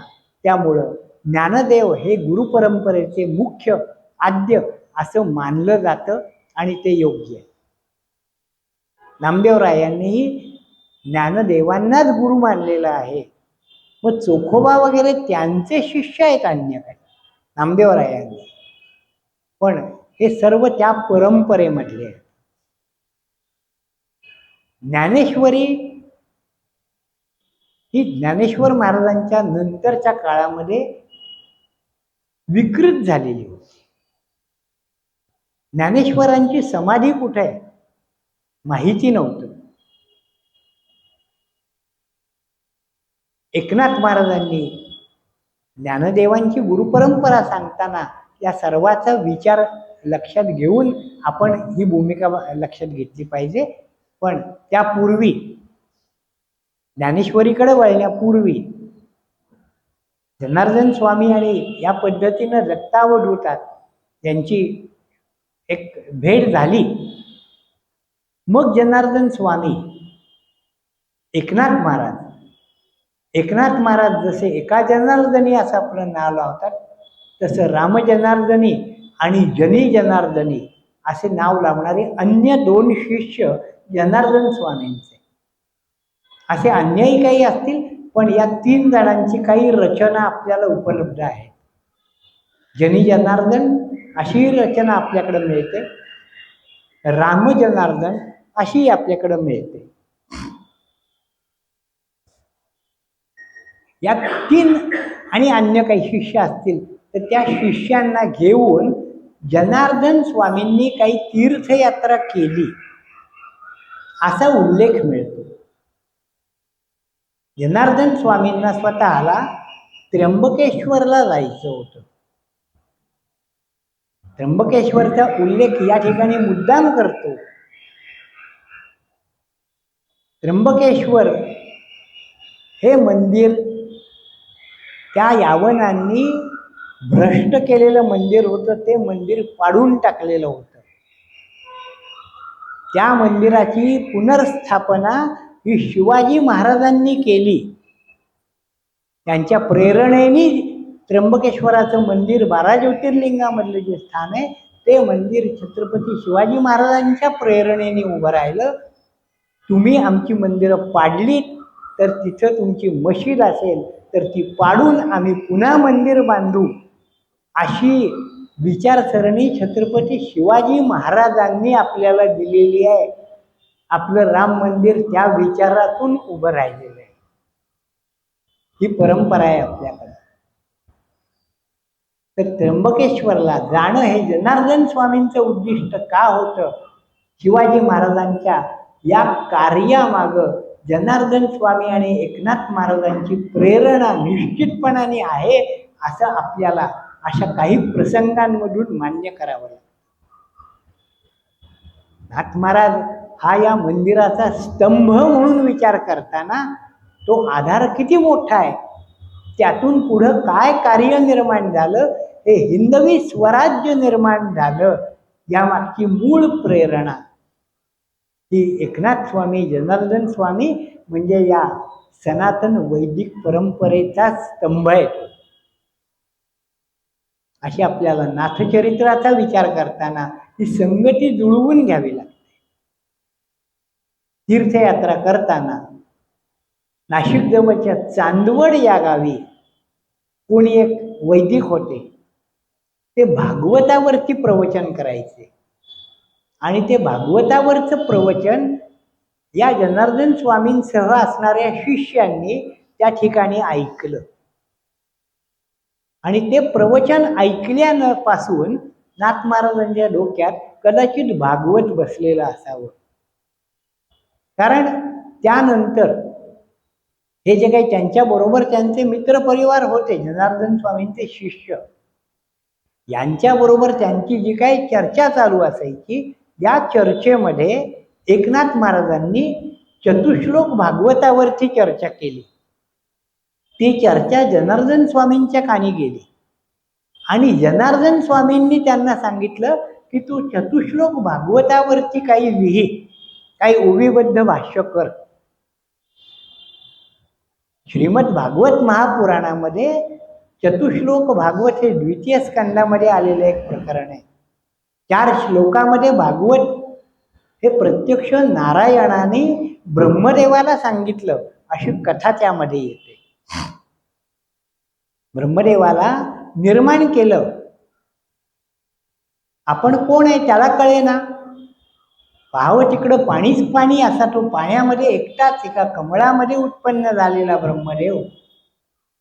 आपल्याला कुणी निर्माण केलं, आपल्या व्यतिरिक्त कुणी आहे का, कशासाठी निर्माण केलं काही कळेना. तो दिग्मूढ झाला. चारी बाजूला त्याला पाहावं तर पाणीच पाणी, भयभीत झाला. त्यांनी मोठ्याने हाक मारली, कुणी आहे का, मला इथं कुणी आणलं. त्याच्या पित्याला म्हणजे नारायणाला त्याची दया आली. नारायण त्या ठिकाणी प्रगट झाले. आधी त्यांनी ध्वनी रूपाने उपदेश केला, तप कर. भागवतामध्ये या प्रकारची कथा येते. मग त्यामुळं ब्रह्मदेवाने तप केलं. तप केल्यानंतर साक्षात नारायण प्रगट झाले. ब्रह्मदेवाला त्यांनी सांगितलं की तू सृष्टीची निर्मिती कर. सृष्टीची निर्मिती कर म्हणजे काय, काय करायचं, कशापासून करायचं, मटेरियल कोणतं, आणि करायचं म्हणजे काय करायचं काही माहिती नाही, मला देवा काही कळत नाहीये, अशी स्वतःच्या अज्ञानाची त्यांनी कबुली दिली. आणि मग नारायणाने त्यांना जो उपदेश केला, ज्ञानम परमगुह्यम मे यद विज्ञान समन्वितम स रहस्यम तदंगंच ग्रहण गदितम मया. ते जे ज्ञान आहे, निर्माण करणे म्हणजे काय, ते कशापासून निर्माण करायचं ते ज्ञान विज्ञानासह, अनुभवासह, आणि इतकंच नव्हे तर त्याच्या मार्मिकतेसह, त्याच्या रहस्यासह मी तुला सांगतो, ते तू ग्रहण कर, असं नारायण बोलले. आणि त्यांनी 4 श्लोकामध्ये सृष्टी निर्मिती कशी करावी याचं सूत्र सांगितलं. आणि त्या 4 श्लोकांचा विस्तार म्हणजे श्रीमद भागवत महापुराण, असं 18वं पुराण म्हणून ज्याला आपण ओळखतो ते महापुराण निर्माण झालं.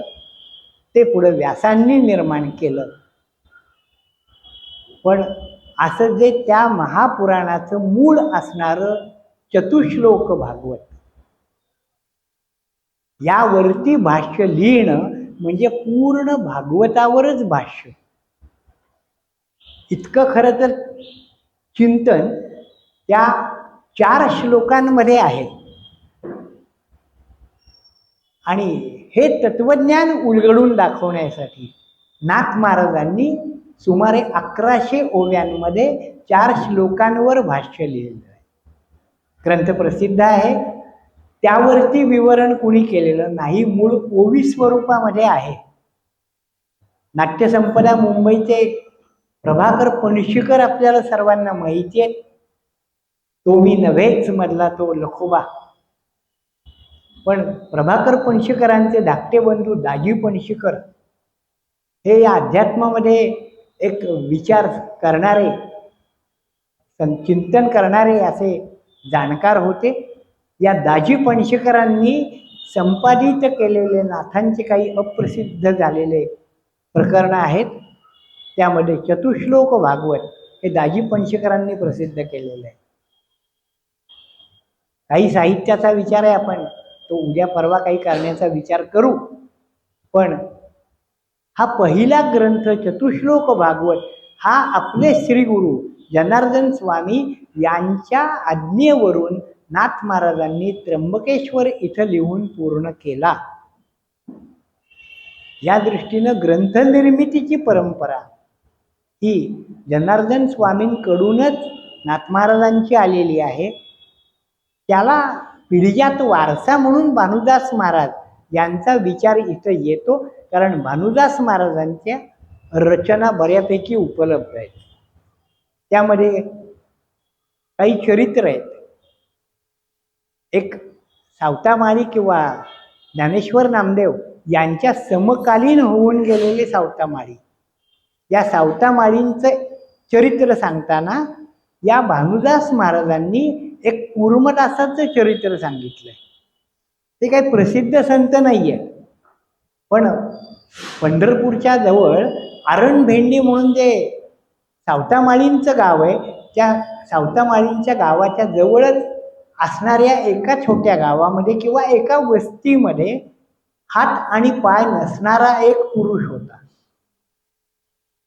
हातपाय नसल्यामुळं ते हातपाय आपले जणू काही आवरून घेतले, म्हणून त्यांना कूर्म म्हणजे कासव असं नाव दिलं गेलं. यदा संहरते चायम कूर्मोंगानी व सर्वशः, संकटाच्या प्रसंगी कासव आपली इंद्रिय आवरून घेतं, हातपाय आपल्या कवचामध्ये आवरून घेतं, अशी कल्पना भगवद्गीतेत आलेली आहे.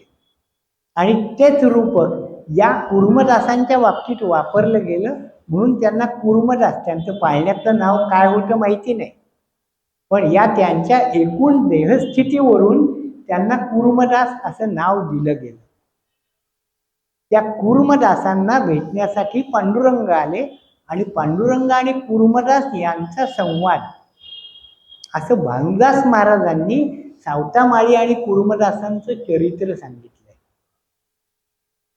म्हणजे ज्ञानेश्वर नामदेवांच्या नंतरच्या काळामध्ये हे भानुदास महाराज मधल्या 300 वर्षाच्या काळात कधीतरी त्यांचं काही जन्म साल वगैरे सांगितलं जातं. आपल्याला काही त्याची खातरजमा करायची नाही, त्या तपशिलात जायचं नाही. पण मधला जो काळ गेला की ज्या काळामध्ये पूर्ण अंधार होता, सद्विचार नव्हता, योद्धे नव्हते, अशा काळामध्ये भानुदास महाराज ह्या विचाराचा एक दिवा घेऊन, एक मिळमिळती ज्योत घेऊन पैठणमध्ये समृद्ध अशा अवस्थेमध्ये होते. कारण पैठणी हा पैठणचा वस्त्र प्रकार हा जगभर प्रसिद्ध, आणि या पैठणीचा व्यापार, कापड व्यापार असल्यामुळं हे भानुदास महाराज हे अत्यंत संपन्न होते, समृद्ध होते. आणि ती समृद्धीची परंपरा एकनाथ महाराजांना तशीच पुढं मिळाली. ती सांपत्तिक दृष्टीने मिळाली, तशी भानुदास महाराजांच्या विचाराचीही मिळाली. भानुदास महाराजांच्या गवळणी भारुडं अशी प्रसिद्ध आहेत. वृंदावनी वेणू वाजे कवणाचा माय वाजे, असा प्रसिद्ध भानुदास महाराजांची गवळण आहे. अनेका वेळेला ही एकनाथ महाराजांची आहे की काय असं वाटावं, इतकं साम्य या गवळण या प्रकारामध्ये आहे. पण ही भानुदास महाराजांची आहे. पंडित अजित कडकडे यांची गाजलेली ध्वनिमुद्रिका आहे, आपण ऐकलेली असेल. अशी परंपरा नाथांच्या मागे उभी होती. त्या परंपरेतून त्यांची ग्रंथ निर्मिती सुरू झाली. आणि पहिला ग्रंथ नाथ महाराजांचा चतुश्लोक भागवत, आणि मग त्यानंतर त्यांनी यथावकाश भागवताचा जो मुख्य तत्वज्ञान सांगणारा भाग आहे, तो श्रीमद भागवतामधला 11 स्कंद, त्याच्या सुमारे 1300 श्लोकांवरती 19,000 ओव्यांची विस्तृत टीका लिहिली. तो एकनाथी भागवत या नावाने आपण ग्रंथ ओळखतो. आणि म्हणून बहिणाबाई नाथ महाराजांनी जे काही दिलं त्या स्तंभाला भागवत स्तंभ असं नाव देतात. अशी हरदासाची कथा पुन्हा आपली मूळ पदावर आत्ता आलेली आहे. त्यामुळं आपल्या वेळेच्या समाप्तीची सूचना आम्हाला प्राप्त झाली आहे, आणि म्हणून ही कथा इथं मूळ पदावर आली. बहिणाबाईंचा अभंग आपण चिंतनासाठी इथं घेतला. त्यातून नाथांच्या पूर्वीपासूनचा इतिहास काही लक्षात घेण्याचा प्रयत्न केला. नाथांचं जीवन, त्यांच्या ग्रंथाच्या निर्मितीला आरंभ झाला, इथपर्यंतच आपण आता विचारात घेतलं. या पुढचा जो काही विचार आहे तो, आणि नाथांच्या वाङ्मयाचा काही विचार आपल्याला उर्वरित 2 दिवसात करायचा आहे. यथाशक्ती तो करण्याचा प्रयत्न करू. आता या ठिकाणी थांबूया. पुंडलिक वरदा हरी विठ्ठल, श्री ज्ञानदेव तुकाराम. पंढरीनाथ महाराज की जय. संत श्री एकनाथ महाराज की जय. जय जय रघुवीर समर्थ.